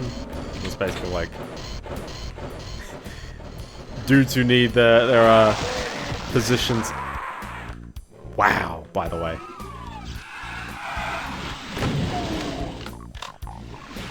That was a bit sudden.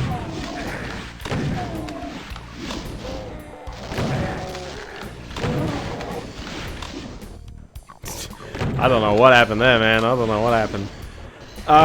Game budgets are insane. $1 billion is absolutely absurd. Raising the price to $100 US is going to definitely filter a lot of people out, but I worry that they can probably get away with it. Lots of companies can't even get away with $70 US right now. A lot of people have strongly reacted to the $70 US. I'm reacting to the fact that games are 120 Australian sometimes. They're absolutely absurd.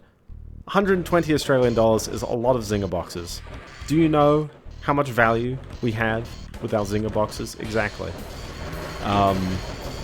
So I definitely say that, like, do not take Rockstar. Please, video game people, do not take Rockstar as the rule. Yeah, I'm just gonna switch to this. That is just cruel. That's a cruel, like, placement here. You know what's the worst part? You're in the middle of it still. But that was a secret. But these are arachnotrons wandering the streets. Hi there.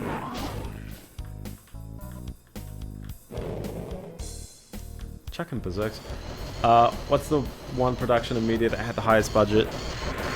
There's a lot of examples of ones where like the expenditure was so insane for like what came back. There's a movie I always keep memeing with my mate called John Carter. It's a Disney movie from 2012, I think. I had never heard of it. I think he knew of it because he knew it flopped. And, yeah, it cost like $260 million to make. Like an absolutely absurd amount. And it's like, not a lot of people watched it. And we could probably cite various other movies that, yeah...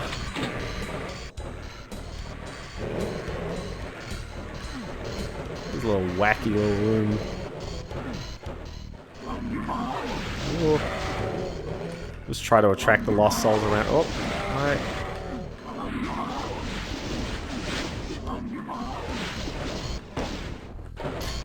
Grab that blue key card. Get the heck out of Dodge. Get that yellow key card. Get the heck out of Dodge.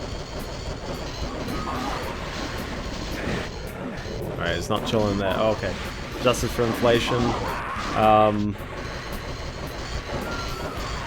about... I can't... I'm trying to recall. I can't recall the specific one. Oh, this is fun. That's fun. Thank you. Yeah, exactly. One billion is a lot. Dude, there's like countries that don't even have like $1 billion in GDP.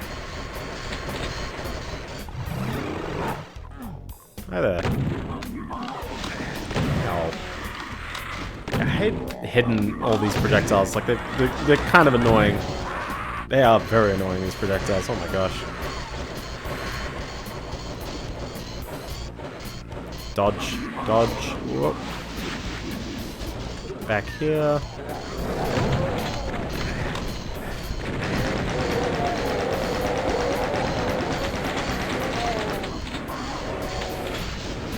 Man. Really go ham, these guys, don't they? Alright. Let's get him.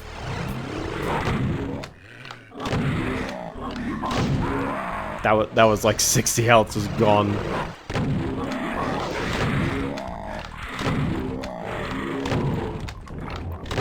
seriously, sometimes it's a bit mean. Sometimes it's a bit mean. What a nice secret. Back up here. In this room that I definitely want to continue being in. Now, let's get the heck out of there.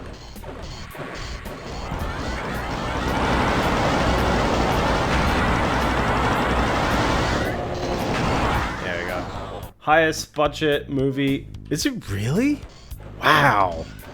I wonder if that one's high because of sort of pre-production work on the follow-ups as well, or whether like that really is. But that's insane, because I don't even think of that movie as being like, you know, the was it the poster child of high budgets. I probably would have said that would have been like Avatar or I recently just watched the Lord of the Rings trilogy for the first time, and yeah, I'm like, man, those movies are like top notch.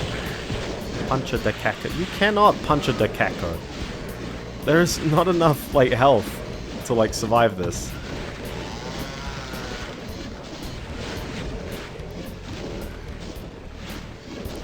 Are they gonna fly out of the little cells or no? Okay.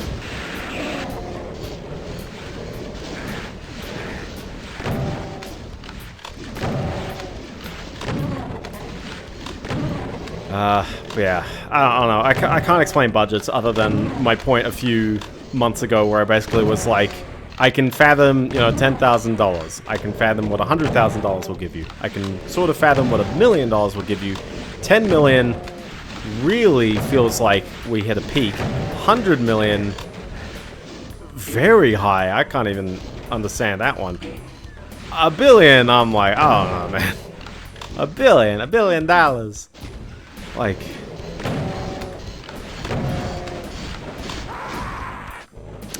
dancing the low health game.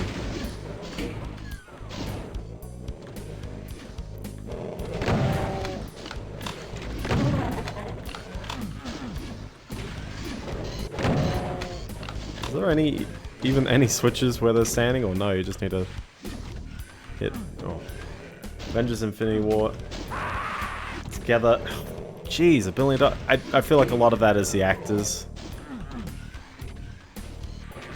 There's a lot of actors on that one, but also I guess, yeah, like 5.5 hours of total, you know, runtime at the end, which is not Lord of the Rings Super Duper Extended Edition kind of length, but certainly, hey, 5.5 hours is a lot of movie.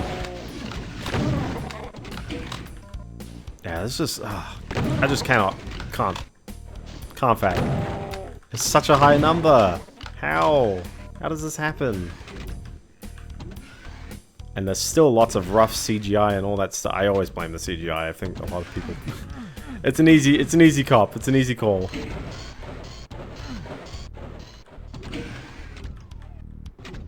All right, how many switches are there? I've hit that one. I've hit that one. Are we just good? Oh, we are just good. Oh, look, it's the end of the level. We'll commit. I skipped a lot of enemies, but you know exactly where they were. This level, I like. Downtown. The first list was unadjusted for inflation. Oh, so it's even worse. Hi, we're just like a health pack. There's one thing with these city levels, and that's you're gonna have like enemies on like high rooftops, like pinkies up there. Actually, the pinkies are not too bad, but like you saw, there's a spider arachnotron just like shooting from beyond the hearing range. Second highest budget in the second list is Star Wars 7. Also, I'm surprised that Star Wars 7 and not like Star Wars 9. Not necessarily that I think that I'd never watched the 9th one. $5.75 in 2025 dollars. Is that because freaking inflation has hit real hard as well? Like I keep thinking it's like, oh, you know, like I realize like the median income in Australia for a full-time employee is like either 88 or it's near the 90,000 mark, and I was like, oh, we're really close to like 6 figures being like the median thing for full-time employees.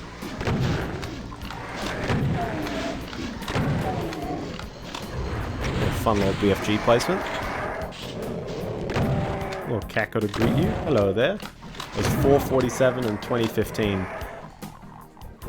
I don't think it's been... Oh. I know he's on top of me. I like these little like parts here because there's... I mean, you can basically see... So, Doom doesn't have room over room. But by kind of smartly like putting walls where the walkways are and fences, you can sort of make these really kind of intricate like levels like this that have just this insane height, and I think these are very neat levels. Too bad you can't look up and down, it sort of makes them a little annoying to play. John Carter is on that. Yes, John Carter I knew was very expensive, and unfortunately for most of the things on that list, John Carter is a proper flop. Yeah, that's a lot for a movie that like no one saw. Oh, hi. Oh, there goes all my health again.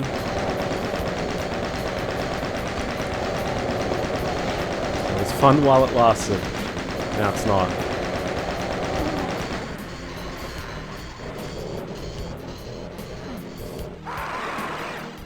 That was also fun while it lasted. There we go. I gotta be very careful because the moment I take any damage from anyone, it's like game over, man. There's not a lot of hit scanners. In fact, I don't even think there's any hit scanners chilling around here. I know there's the invuln chilling right there. Oh my gosh. I somehow still touch that. Game over, yeah! It's always a sad version.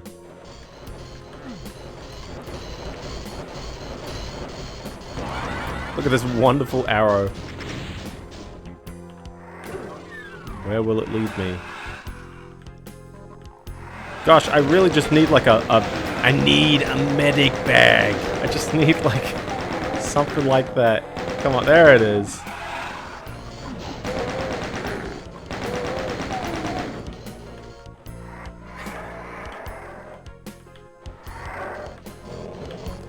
Health.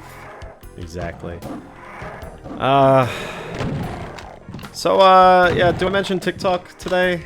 Sure, why not? I was gonna have this whole thing planned out. Not planned out, but I don't really plan out my topics very much, but I was gonna have this kind of talk about how, like, you know, the politics behind, not the politics, rather, but just, like, TikTok getting banned by the US government, and, they're like, hey, we're literally, like, I mean, technically, I think they're owned, you know, is it ByteDance in particular is a Chinese company, or is it, like, ByteDance's parent company is Chinese-owned? Point is that the US government at one point in time thought that it'd be a national security risk to basically have TikTok existing. Why exactly? Who knows? You could definitely point to a lot of reasons that we'd probably call illegitimate, and obviously as well, like I have a running China as a dictator. That is true as well. Like there's a lot. There's a lot of pros and cons. I don't want to get like too into the weeds about like which countries. How do I put it? They have the fingers. That is true. Yes. There's lots of intelligence companies basically like trying to, you know, do lots of stuff. Not just China, but also just like lots of countries. Yeah. There's lots of basically like, I guess, foreign interference happening all the time these days. That's the classic of oh my gosh, that's the classic of the spies. Who was the one? It was like a U.S. representative had literally had relationships with a Chinese spy for quite a while, and then sort of like brushed it under the rug for a bit. It's like, bro. But like, yeah, for like, oh, convince your population that like, you know, this country's not all that bad. You know, like that's always a thing that happens, and to some degree, like, I think it swings both ways. I think probably a bunch of people are out there trying to convince you that, you know, some countries are the absolute worst in the world, and some countries are the absolute best. And depending on what you see at on what day, you'll probably get both of those opinions coming at you at various points in time.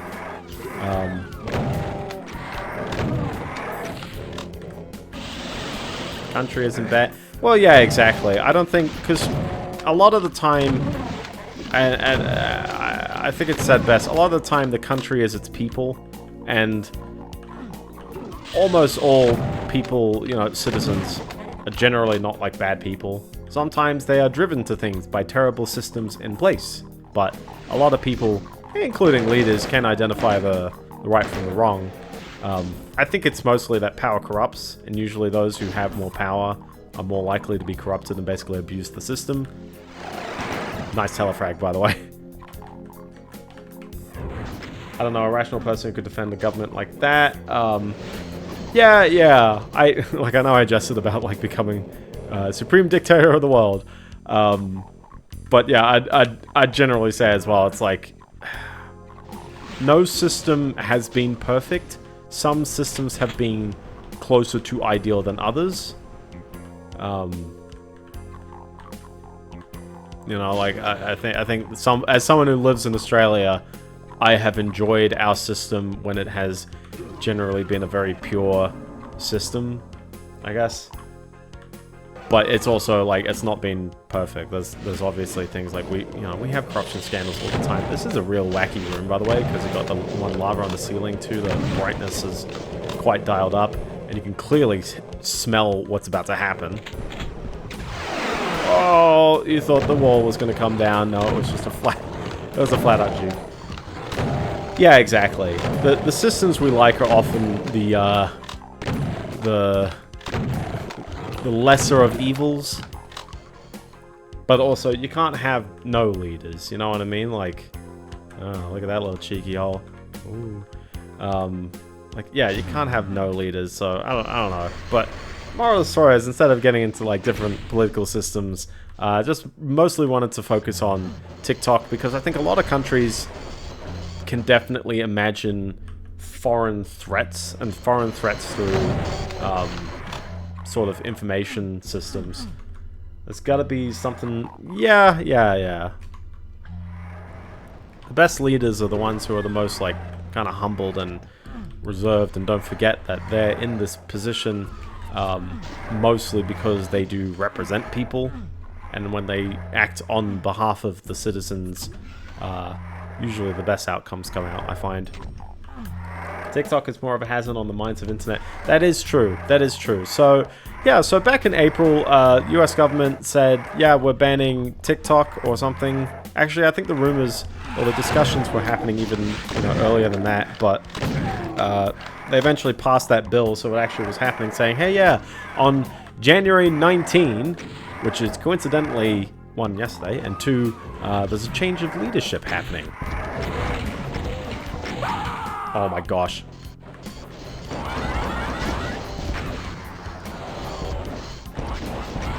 No one saw that happen. No one saw that happen.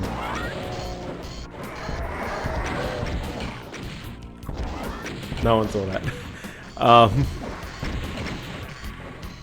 Yeah, there's a change of leadership happening, so it's like, oh, how coincidental that, like, right at the point in time that, like, someone who may potentially have a different... Faster than the Brazilian Twitter block. True, yeah, exactly. So, TikTok then said, yeah, we're banned now. That means that storefronts such as Apple, the Apple Store, and the App Store, rather, and Google Play need to basically take down the app, and US citizens aren't allowed to access the website through however enforcement means they chose.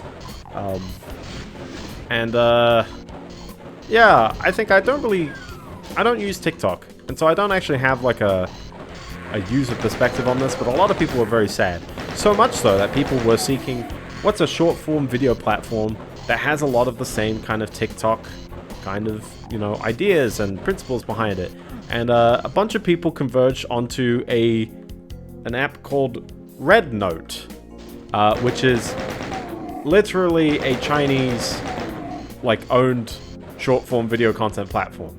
People didn't care at... Yeah, I'd never heard of it before. I was actually surprised that like people went to that and not just like flooding Instagram or YouTube Shorts or Snapchat? I don't even know. Snapchat. When has Snapchat been relevant recently? It's like Nintendo C&D a ROM site.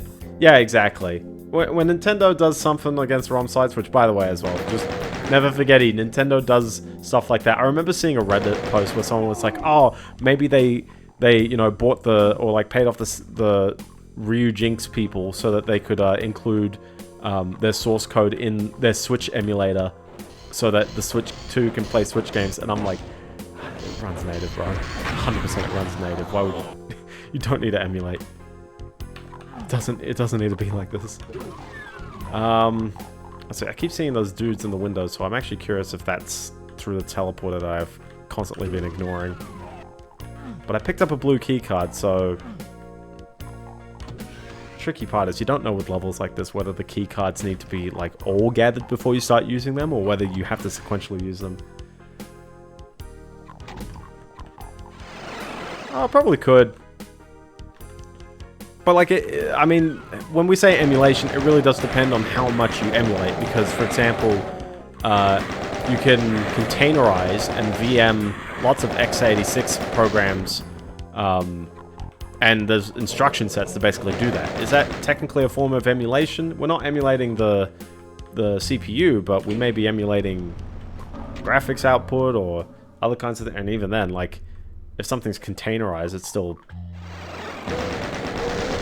Is that not somewhat the same purpose? It depends on how aggressive we're going with emulating.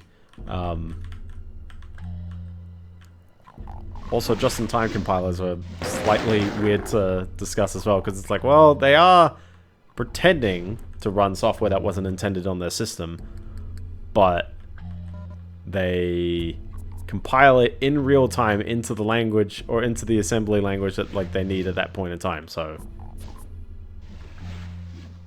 emulated, yes, but very different from maybe more interpreted solutions. This level is long when you don't know where the doors were.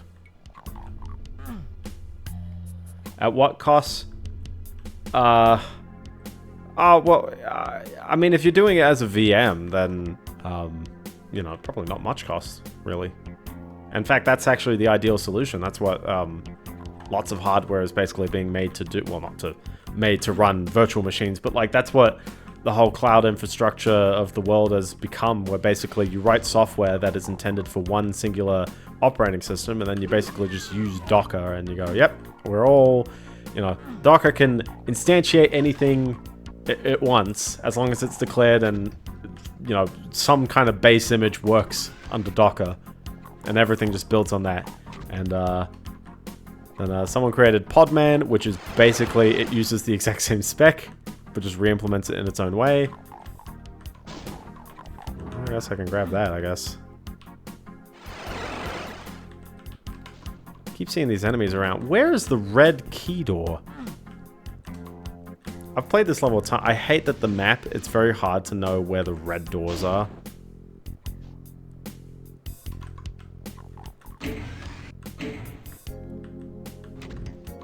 Just wandering around. I mean, padding, yeah. No, it's definitely not this building. And I've been in this one. Have I actually been in that one? I don't think I have. Nah. This one. There we go. I figured it out. We're all good. But yeah. Within 12 hours, though, TikTok decided that stuff it. You know, the government can't stop me. And somewhat, yeah, they actually couldn't, like, or rather wouldn't. Hi, why does this keep... There you go, just keep moving it down.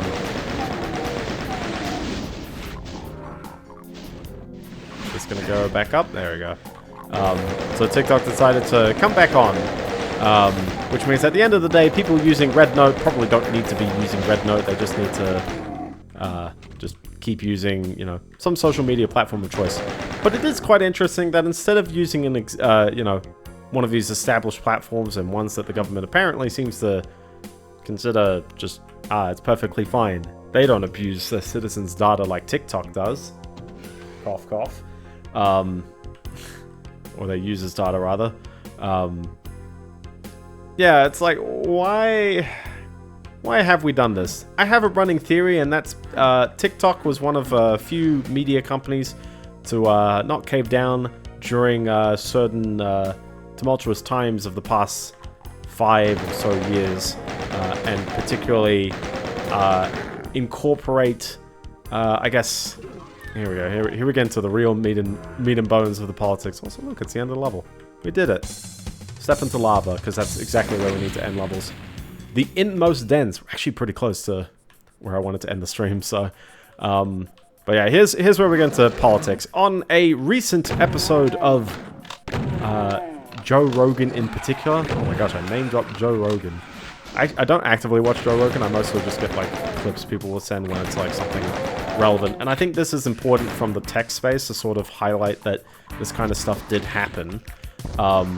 During the pandemic period, the interview was with Mark Zuckerberg, famous for founding Facebook, and also being a lizard man for a long period of time, and maybe even still so. I'd actually, dude, real talk, I'd actually love to, like, if I could play a game of Mario Party with him, that'd be fun. Just cash. Hit me up, Mark. Bring the Zuck. First game, of course. We get him to do the control stick spinning on original hardware.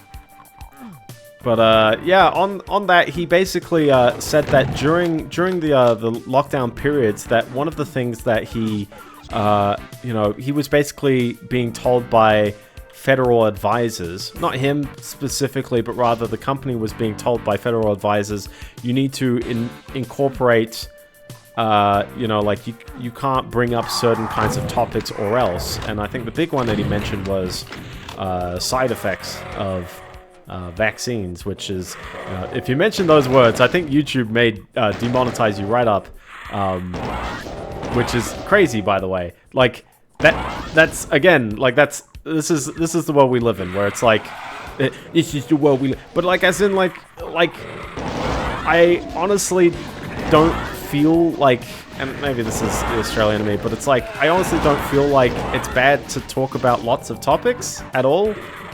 Even if it's like the ask questions, share info, like that kind of stuff. Because all I want is like everyone to sort of understand the world more and to like, realize, truths and things and stuff like that and research and stuff like that. So if anyone's got any questions or any kind of like, hey, like, why do my numbers not line up? It's like, yeah, like ask the questions and we can...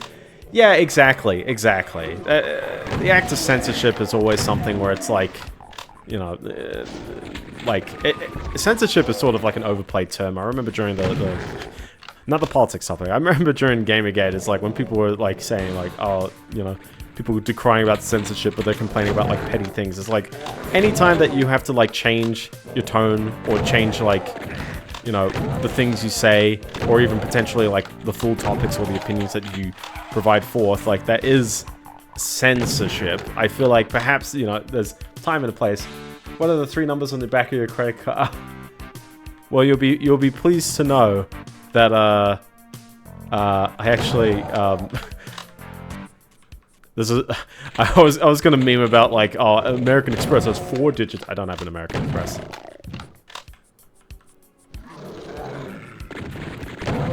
I would love to like self-host a payment processor. How cool would that be? I don't think anyone would let you do that, but it'd be kind of fun.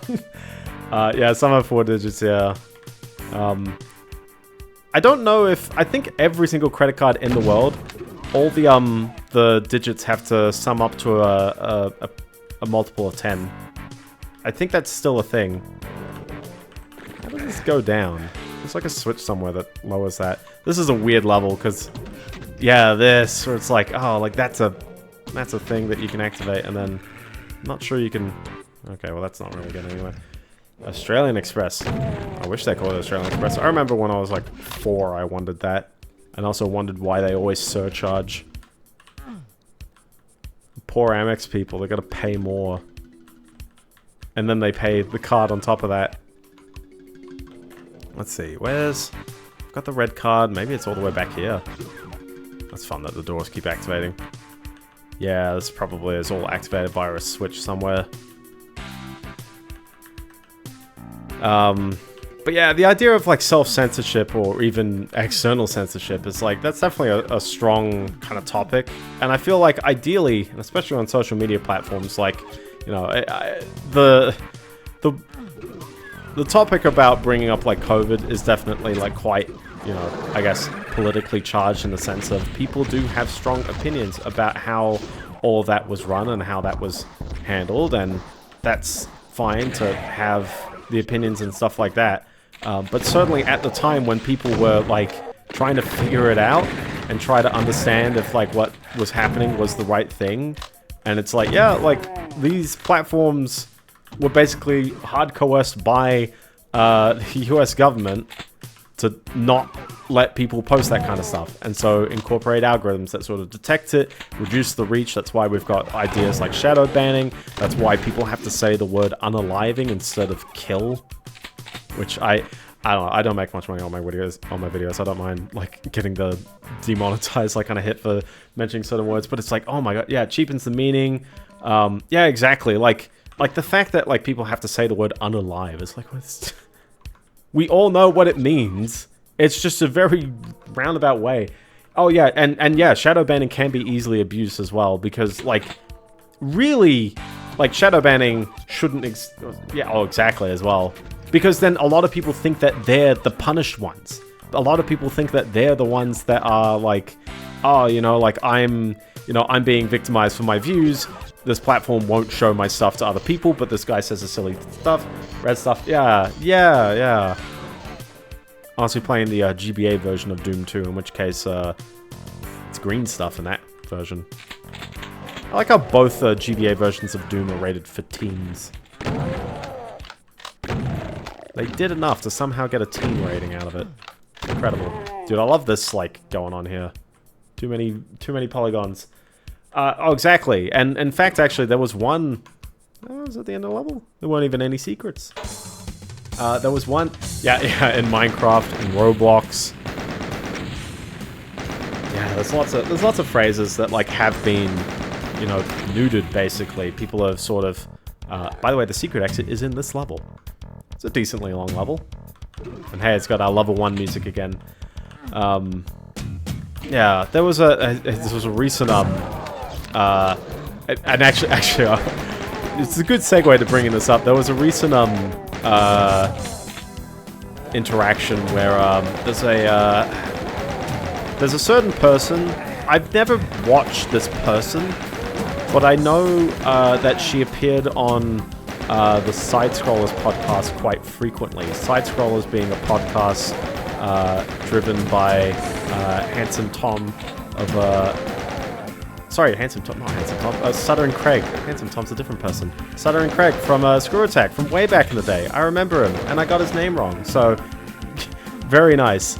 But I was like, oh yeah, I loved his like top 10 list when I was like 7. And Screw Attack was a nice big site at the time. But yeah, I watched his podcast, and it's not as much for me as, like, you know, I don't know. I think they spend a lot of the time doing like how do I put it? I think there's good discussions, and I appreciate the variety of the guests that they have. Although certainly there's a lot of people who are in the very like kind of the like that anti-SJW kind of scene from ages ago still showing up.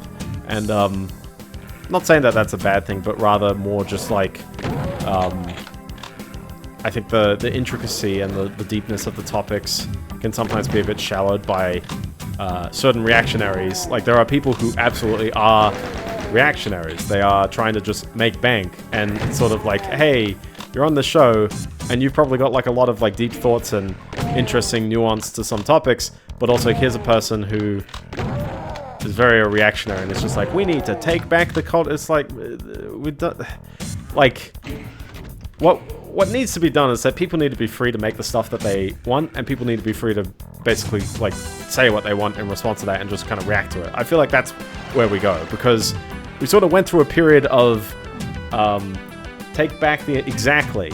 But I think there was a period of time when, you know, there's certain kinds of games that get, like, you know, dismissed as, you know, like feeding for social justice, I guess. And one of the key words that I know this is a easy demonetized word is the word woke, because that's just been like, everyone's got a different definition of that word.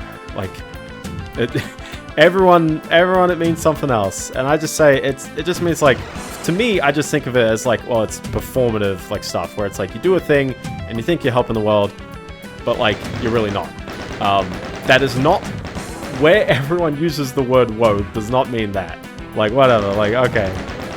But certainly when I see people say certain video games are woke, and it's like, well, I'd have to play the game to know. Also, hi, I'm getting chain gunned by a guy up there and I can't hit him. The word's being misused. Yeah, exactly. The concept is still there. There is the idea that people will do things performatively, regardless of whether there's a 4-letter word that represents that or not. But the reason why I mentioned all of this is because there was the classic kind of anti-SJW era, which I was deeply intrigued with, like, when that was happening, like 10 or 12 years ago now, actually. I think I've actually got Reddit comments on Kozaku in Action, and I've completely forgotten what they are. I know I am banned from Gamergazi because I said one thing. Yeah, exactly. I'm anti-bad things. I think that there's a meme I have on Twitter of, like, anti-racists, and it's in particular, it's like almost all people who are so, like, loud and proud about being, like, anti-racist will then say, like, entirely, like, hold on, 180, like, kinds of things on that website. It's just like, there's so many, like, topics where it's just like, man, like, level of introspection. Oh, hi there, by the way. That's a bit cool. That's a bit cool. We're good. We're good. Turn around. We're good. Yeah. Hey, yeah. Oh, yeah. Like, if anything as well, I think that was my ban for Gamergazi. I basically, like, said one thing there because I wanted to respond to that subreddit. That was sort of the last time I really cared about posting on Reddit as well, back in, like, 2014 or so. Point is that there's a particular person who appeared on the Side Scrollers podcast by the name of Melanie Mack, and I think name-dropping her probably gives her more credence to being victimized. I don't know, man. I don't know. But I do remember some people going, hey, she used to work with, like, there was a point in time when she worked with Jeff Keighley, you know, like Game Awards Jeff Keighley, on, I think it either it was the Spike Game Awards or G2A, but basically, like, she was like an activist type in the same way as the cursed name Ian Miles Chong. He always shows up in Twitter, but like he's a classic example of someone who switched up. He changed sides. And a lot of people don't actually realize that she also changed sides. Now, changing sides is not the end of the world. It's like, oh, you know, like, it's normal for people to change their opinions on things. And I think, hey, if you're saying the things that, like, I agree with, I think, you know, that's fine. You should, like, in fact, you should say the things regardless, whatever. But when you flip-flop, your credibility should be somewhat questioned in the sense of, ouch. See, the difference is that they always choose the winning side, so it's okay. The Italians are winners. never lost a war. Never. It's just the losing side wasn't Italian. Easy. Actually, isn't that the Scotland argument? That's literally the phrase. Yeah, exactly. And so the reason why I bring up her in particular is because she started to bring up opinions of, now that, you know, conservatism is popular. It's attributed to conservatism, which is always interesting. The World War I side, on the side of Germany, that's because they're winners. I love this bridge here. And then you get over here and there's this door. That's solo.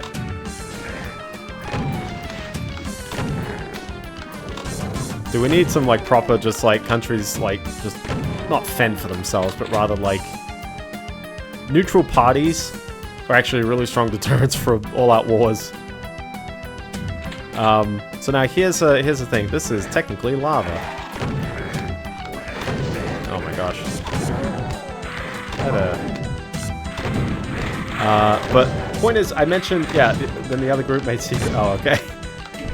I mentioned Melanie Mac because, yeah, now she's saying, now that conservatives are winning, you know, basically we need wholesome Christian content in video games now. It's like sort of this, the Puritan kind of angle. And I mention this because various people have been quick to say, oh, you know, like, if you're not for complete Puritanism, then you're basically, like, all for, like, gross... Hey! Crusader Creed. Yeah, new Puritans, basically. Because I remember the Satanic Panic, which is, very topical on playing this game of all things when this came up. But, like, I remember that era when... Also, hi! Look at this door that just opened up for a blue keycard. I love the way this map actually goes, because... you can get the secret exit now. You're seeing this right there. It's like you can sort of smell what you need to do in order to get to the secret exit. Also, hi. There's a lot of like fun things in this level that you could easily skip if you sort of quickly went that route. But yeah, like I'm of the opinion of like, you know, everyone should be free to make whatever kinds of games they make. And one of my one recent Satanic Panic would have been the Satanic Heart Attack. Oh. Who'd you see yesterday? Because I was gonna say, oh my gosh, by the way. I was gonna say I am seeing Opeth at the end of the year. But Opeth aren't really like satanic, I think. Are they? It is death metal. I remember they used to classify Finnish metal band. I see, Opeth are Swedish, so one over. The name. I might know them. I might have seen them on Rate Your Music. Ouch, by the way. Just react. Gun. Cologne.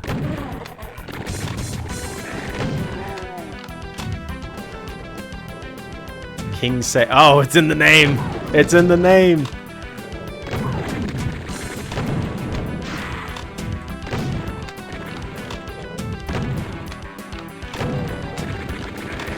Yeah, I kind of like not saying I like demonic imagery. It's like people should be free to make games about or music or art or whatever about really anything. And I feel like there's a certain like weirdness angle. I've got a mate who's really kind of morally repulsed by the the new Termian Catalot. I'm probably pronouncing all those accents wrong. I'm sorry. Catilot.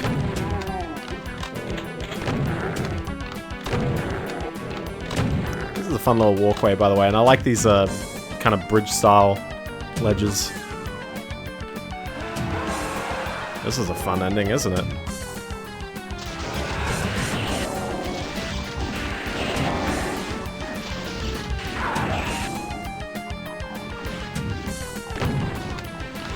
Where are they? I can barely see them. But that is the end of the level, so let's go and do the secret exit. There are 11 secrets on this level, man. K to Loet. K to Loet. There you go. Yeah, I, as an Australian, I do not know how to pronounce accents. They're just like, there, I'm like, cool. How do you get in there? Maybe it's from the river. Alright, so how do we do this? Let's go down here because we've got this teleport here which led up to this ledge. Cool. So you could probably take a guess. But yeah, you gotta do some kind of weird jump. I'd say line it up on the mini-map, on the auto map. just kind of run forward at a middle speed. You'll land on it. You'll hit this ledge, and you'll activate this gate over here. Sound in between the two. I was gonna say I don't know that many Finnish people. It was like, oh, I know. Valtteri Bottas. Is he Finnish? Or is he Swedish? Oh, he's Finnish, isn't he? Yeah. Anyway, when you hit that secret, interestingly, one, you get an invuln power-up despite there not really being anything to invuln against. But also, if you jump down here and head back through this hole, this opens up just suddenly. This tunnel is just completely bound to that secret. By the way, it's the same in German for Ayu. So, yeah, we got this kind of lava walkway, and this leads to a secret exit. So, German keyboards. Ah, rip. What is the ideal keyboard layout? I feel like people are going to say Dvorak on me. I'm like, ugh. You're probably right, but ugh. Lengthy level. This leads to Wolfenstein. Speaking of German, I do like QWERTY. I'm fast with QWERTY. People meme on me because I always type with my right hand with just my index finger until I need to hit like enter and backspace and stuff like that. Congratulations, you found the secret level. Looks like it's been built by humans rather than demons. You wonder who the inmates of this corner of hell will be. That's fun. Yeah, this is a fun little bonus level, which literally recreates E1M1 from Wolfenstein. Even with the blue-clad enemies that shout, "My neighbor!" And there's a bunch of them as well. Oh, yeah, they've got a weird layout. The French user Zerdy throws me off. There's health power-ups usually where there's, you know, where you had to pick up points, because Wolfenstein 3D had points. But yeah, it's an entirely, well, maybe not to scale, it's actually kind of absurdly big. The ceiling's quite high, and they had to draw the ceiling as well. There's a texture on the ceiling. There's 4 secrets in this level. But yeah, no, it's a perfect recreation of, well, not perfect, because the enemies are in different places, and there's generally a lot more of them. The enemies are not quite reskins of the soldier enemies, by the way. They have their own kind of fire patterns, which I think is interesting. Now, I needed to be safe on this one, because you'd have to declare the Twitch stream as sensitive if you just so happen to have symbolism that a certain ex-Germany party wasn't fond of. Fortunately, it's a triangle. It's fine. And there's no mustache. It's fine. It's fine, guys. It's fine. But real talk, I think you could probably release Doom 2, the original version, in Germany these days. It was taken off their band register. Put on some, yeah, exactly. It was taken off their band register in 2019. Specifically the American version. They made a German-specific version just to get around this part. Doom 3 BFG, interestingly, has all the and various other console ports before would have the all the like the wall textures with the symbolism. Basically, just it's turned with the generic walls, which makes some of the secrets a little hard to actually spot because well, there's nothing making them stand out. Little E. So that's a bit tricky. This also included Doom 3 BFG edition, which also replaced the blue Nazi enemies, or SS enemies, with, yeah, you can see the way they shoot. It's not quite the chain gunner, and it's not quite the soldier. It's just sort of in the middle. It's kind of weird. But yeah, in Doom 3 BFG, they replaced the sprites with the regular soldier sprites. What is happening here, by the way? And that also meant that, technically, they were larger than the sprites really gave away, which was quite odd. Just thought that's interesting. They're still like this in Doom 2 on the GBA, although obviously all the wall textures are just turned with more generic ones. Probably the chain gun is your friend in this level. But they're still kind of mean. They're in these big groups, I tell ya. there's a secret in here. Usually a Wolfenstein secret, the wall moves back 2 blocks. But, yeah, they've got a bit. They've got a bit. It's the fact that they're everywhere as well. Fortunately, a quick rocket does wonders. And they give. Oh, hi there. Mein Lieben. You think for blowing up you'd, not be able to shout that, I guess. But yeah, this is a fun little secret. I do like it. And I do like this idea of video game devs in general paying quite great homages to their, you know, to their legacy games. Yeah, exactly, from the bottom up. Wolfenstein's first level is quite iconic, but certainly I'd say from a modern perspective, doesn't it look like just a bunch of hallways and like some rooms?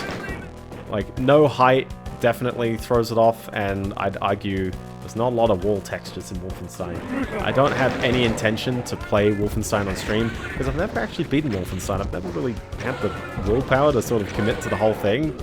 I've done the first 2 episodes. I believe I've done that, so really I'm close to the end anyways.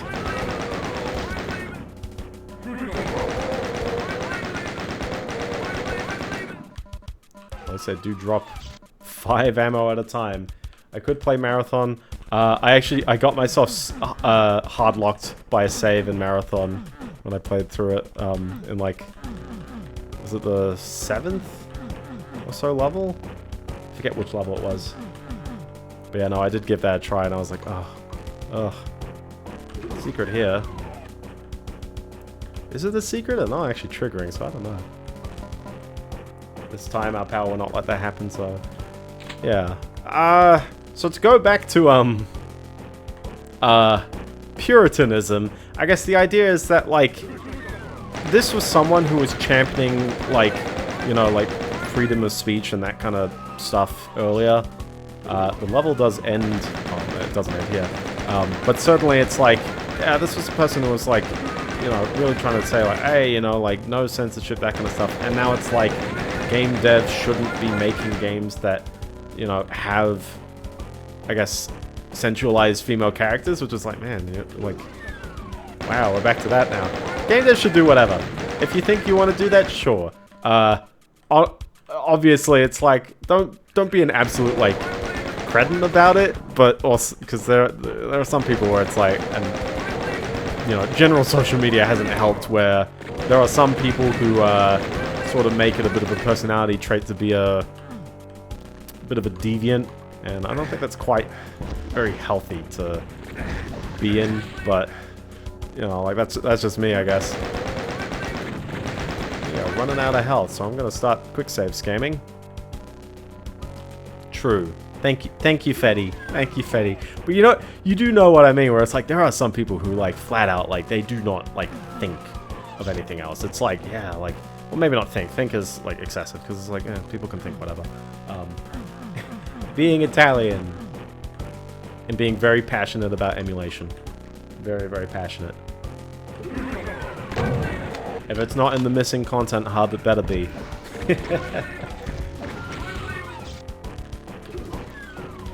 We good? We're good? Cool. So this is where the level usually ends. That's 149 enemies, so cool. But wait! Obviously, the first level of Wolfenstein has a secret exit. And for some reason, 2 of the secrets start counting here.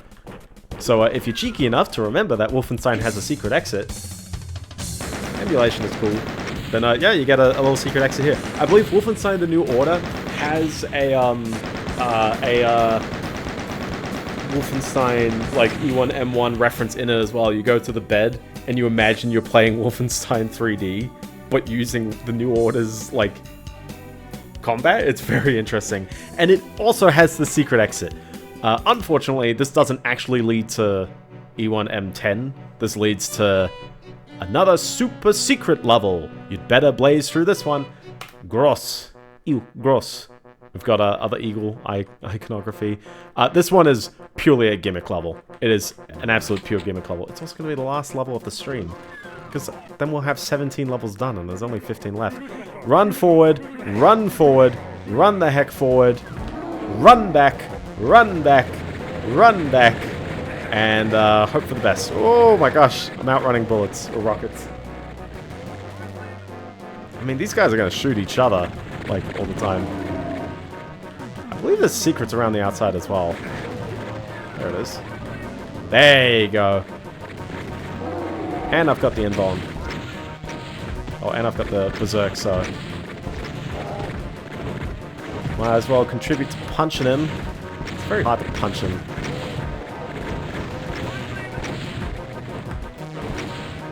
I don't think this is very practical. But I like how this is actually the first time, like... it's not even the first time. Every single cyber demon has, like, had an invuln next to him in this game so far. Let's keep running around, see if there's anything else around the outside. Oh, look at that! More health! Lots of plasma. Holy crap, man. They really want you to just use this, don't they? Okay. But yeah. Now, I don't want to single out Melanie Mac in the sense, I mention her because people think that she's been a bit more emergent. Yeah, read my oh, sorry, the Bioware dude. I don't really have the time for that one. I wanted to talk about the Puritanism a little bit. Sorry. Also, hi, I'm missing. Point is, big industry experts with the Bioware one. Let me just, I'll go with that one. Big industry experts with who have been in the industry for a long amount of time are moving on to, you know, different pastures. I think a lot of big companies, especially ones underneath other big companies such as Bioware under EA, have certainly felt the maybe the extremities of what those companies can do. BioWare has sort of released a few flops in a row, quite a few flops in a row. Dragon Age, I was going to say Inquisition, that's not the right game. Dragon Age 4, whatever the subtitle was, I forgot. I haven't played any Dragon Age, maybe one day. Really floundered in sales. I think estimates said that it sold 15% of its budget. Veilguard, yeah, 15% of its budget, which is dreadfully low. Anthem was a game as a service, flopped. I don't think Mass Effect Andromeda did particularly well. Critics, yeah, it's all over the place. Pretty much Dragon Age Inquisition would have been their last actual success from 2015. The company looks like it's probably on the ropes. And whatever happens, just know that, like, the signs were there. And they've definitely been, you know, trying. But hey, this creative director, and honestly, I get there as well. Recently we were playing Rebel Galaxy for the 4th or 5th time. Such a wonderful game made by two guys, some contractors. Oh, I thought Andromeda was a lot sooner. Maybe it was 2014. I thought it was 2017. Also, hi, this is a thing. These are little Commander Keens. They all have health. They're technically enemies. There are also more secrets on the map, and I have no idea where they are. But, yeah, killing all the Commander Keens. Also, this is floor. Skybox floor. Listen, we got the double reference. We got Wolfenstein and we got Commander Keen going on. So, very nice. But yeah, to map 16, the suburbs, next week. So I'll sort of wrap up the topics. But yeah, yeah, in this big industry, people are sort of jumping ship. I saw stream, I put the STR in that. But yeah, big industry people are sort of jumping ship and moving to different things. I didn't even click in my head that the guy who was the big creative director on the original Crash games and Jak and Daxter, he was the CEO for THQ in its last year. Just try to see if he could save it. I don't think he could. And then has been working at Oculus for the past decade. So I thought that was interesting. Also, that means that he is very responsible for the metaverse right now. I just thought that's fun. But there's like, I know, right? I know. And I get that with my own work as well, where it's like the big thing that I really want to do is make big impacts and have people really enjoy the things that I make. So the things that I do as a personal hobby, whether it be doing streams and chatting to people, or like, you know, I want to make music, or I want to just do some programs or stuff, or making the retro achievements sets, or even playing retro achievements and sharing stories and accomplishments. All this stuff, I really like doing it because I get my big accomplishment and driving factor is I really like engagement and like making someone's life kind of more interesting and more fun because like I get to interact with them, or they feel inspired by something I do, or something like that. Like that's really what drives me. I haven't made any progress in the past week because I have been. You remember that story I said about the one store who hasn't refunded my DAS that I bought back in June? And I mentioned that during, I think, one of the Duke Nukem 3D streams.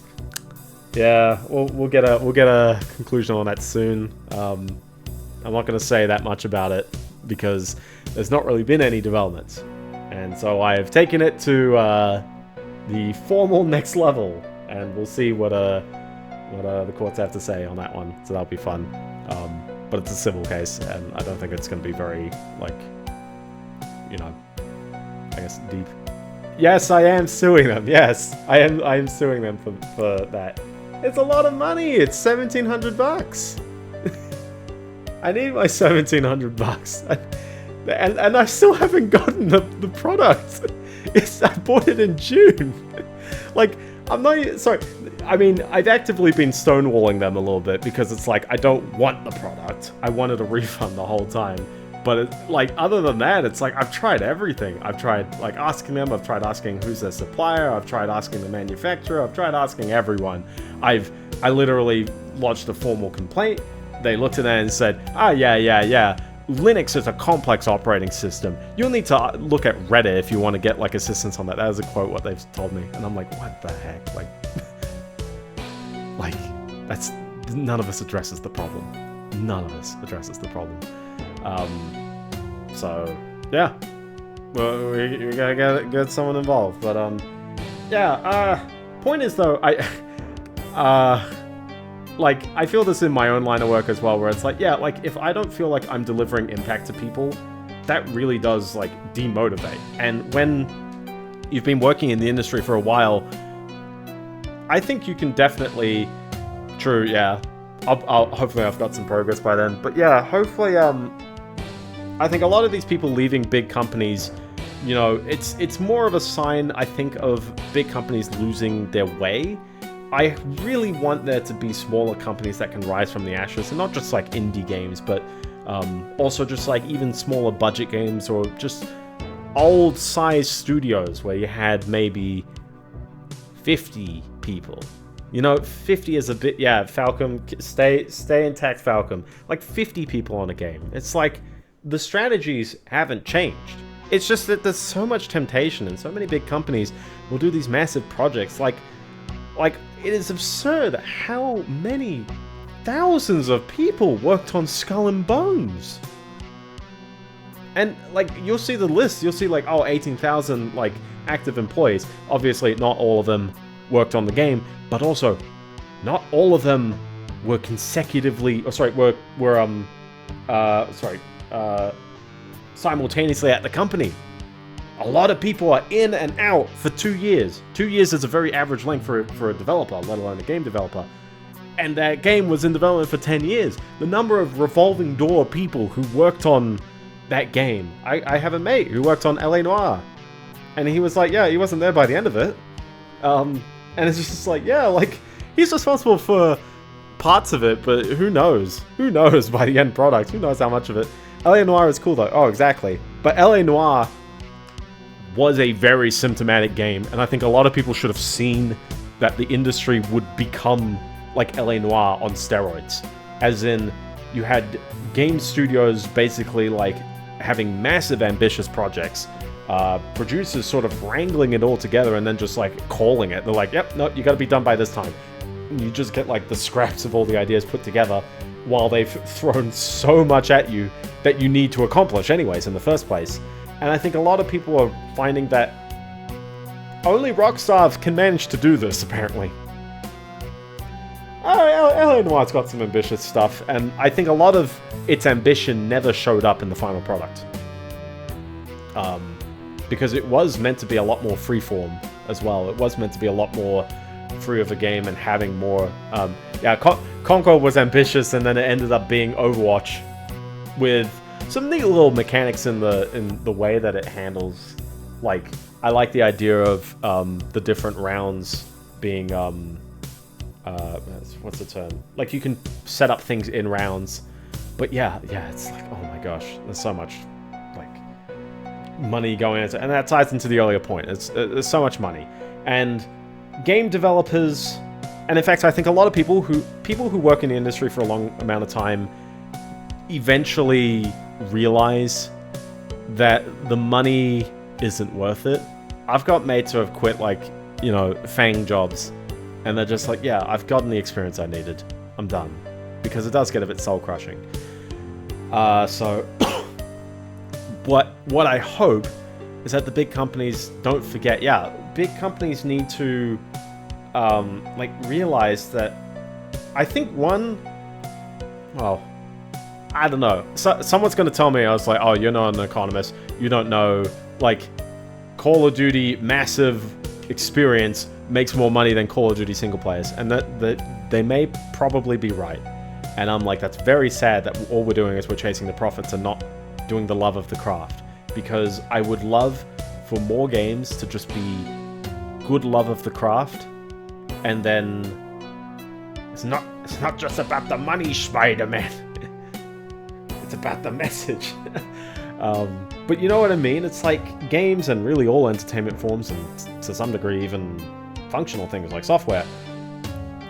There's something amazing about new technology and new things and creative efforts and all that. And I think some of that arguably should outweigh some of the crazy profits. I think having a bit of soul and having a bit of, like, you know, personal, you know, impact is way better than something that's a kind of a cheap kind of game. Or you just, you know, like, if all games are the microtransaction kinds, unfortunately people are going to buy that kind of stuff. And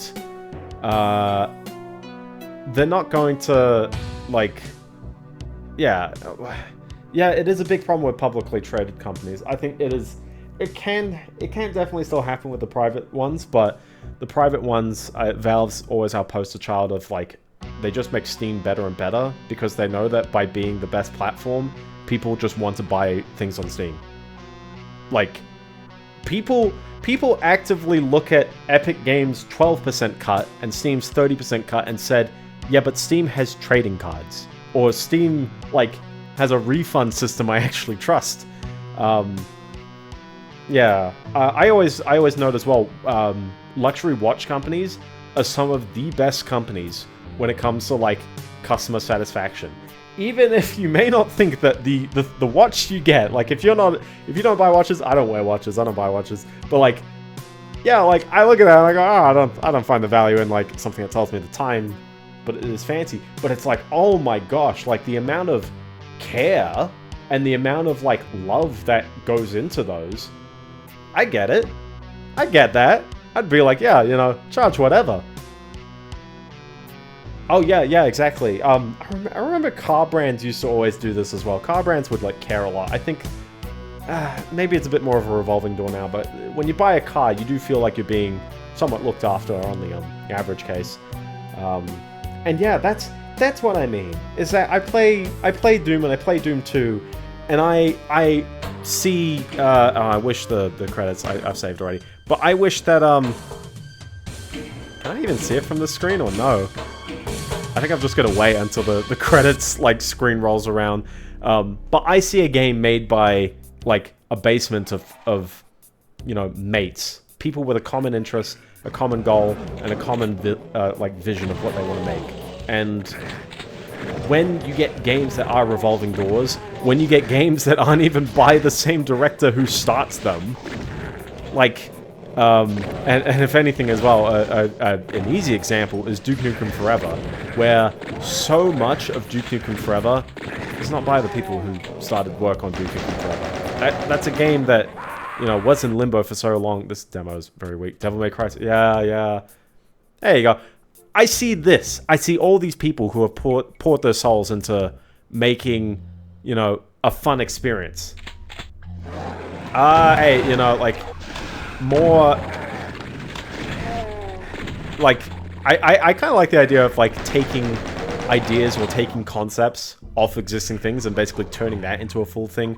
I do remember the Duke Nukem 3D like total conversion that basically tried to hit all the beats from the Duke Nukem Forever trailer, and I think it was like a solid like hour and a half like kind of experience, but it started off like immediately with like the Vegas hotel kind of breakout, and then ended in a bike ride down the street, and I'm very certain that was all like one like massive level, and I was like, oh my gosh, like, dude, this guy's getting juked by the vertical enemies in the demo, and he loves the super shotgun just like me. Well, this is finishing up the original DNF before it got reboot. True, for the first time. Yeah. But yeah. More of the story is, also just to say, industry insiders. There was an interesting thing about the story where I think it was 2 people on Twitter. I've forgotten who they were. Sorry, but they had the inside scoop on this person leaving BioWare, and turns out they were right. And then someone from Giant Bomb picked up on the story. And then multiple articles cited the Giant Bomb person as the source, and it's like, come on, journalists. So just know it was 2 Twitter people who had insider leaks, insider discussions, and they knew this was happening. I don't know if she's like left now or whether like she's announced retirement or just leaving, because I think the article the source said she's left for better. You know, more exciting ventures, so I assume she could have been poached, who knows, leaving New York. Yeah. But yeah, one point with that one as well, you know, if you want left for greener part, yeah, that's what that was, yeah. But yeah, a lot of the a lot of the real news comes from, you know, people who are right in there, and I think massive companies are obviously going to have like people who are just willing to talk about how it's going. Maybe a bit anonymous because you don't want to be known as the guy who leaks stuff, but certainly like I think people should be quite like candid about like what they're doing and how they're driving things. Oh hey, I know where the secret is next time I play this level. I like how this demo is going on for quite a bit. Hi there. I'm not playing, by the way. This is all the demo. But yeah. I think that's it. Oh, I love the skybox as well. We'll get there. I think that's it, though. TikTok is back, so it doesn't really matter at the end of the day what our opinions on TikTok are. It's not back forever, but it's back at least for another 90 days. We'll see what happens afterwards. Obviously as well, and lovely segue, thank you for watching. Anyway, the wind blows. If you want to chat to me on social media, you can follow me on the Fediverse at m.biendeo.com, which will probably never be banned in someone's country, I think, maybe. But yeah, if you enjoyed the stream, subscribe on Twitch, subscribe on YouTube. Streams at 8:30 PM Australian Eastern Daylight. I've been rambling, but my brain's been a bit mush today. I'm always mush on work days. See you next time with the Swizzling, with the Swizz, the Fediverse. That's the one. One day, I will actually encourage more people to be on the Fediverse. I don't have any personal like mates I know personally who have Fediverse instances. It's all just like it's just people I've met on the internet, but. It's good fun. There's good vibes, good discussions there.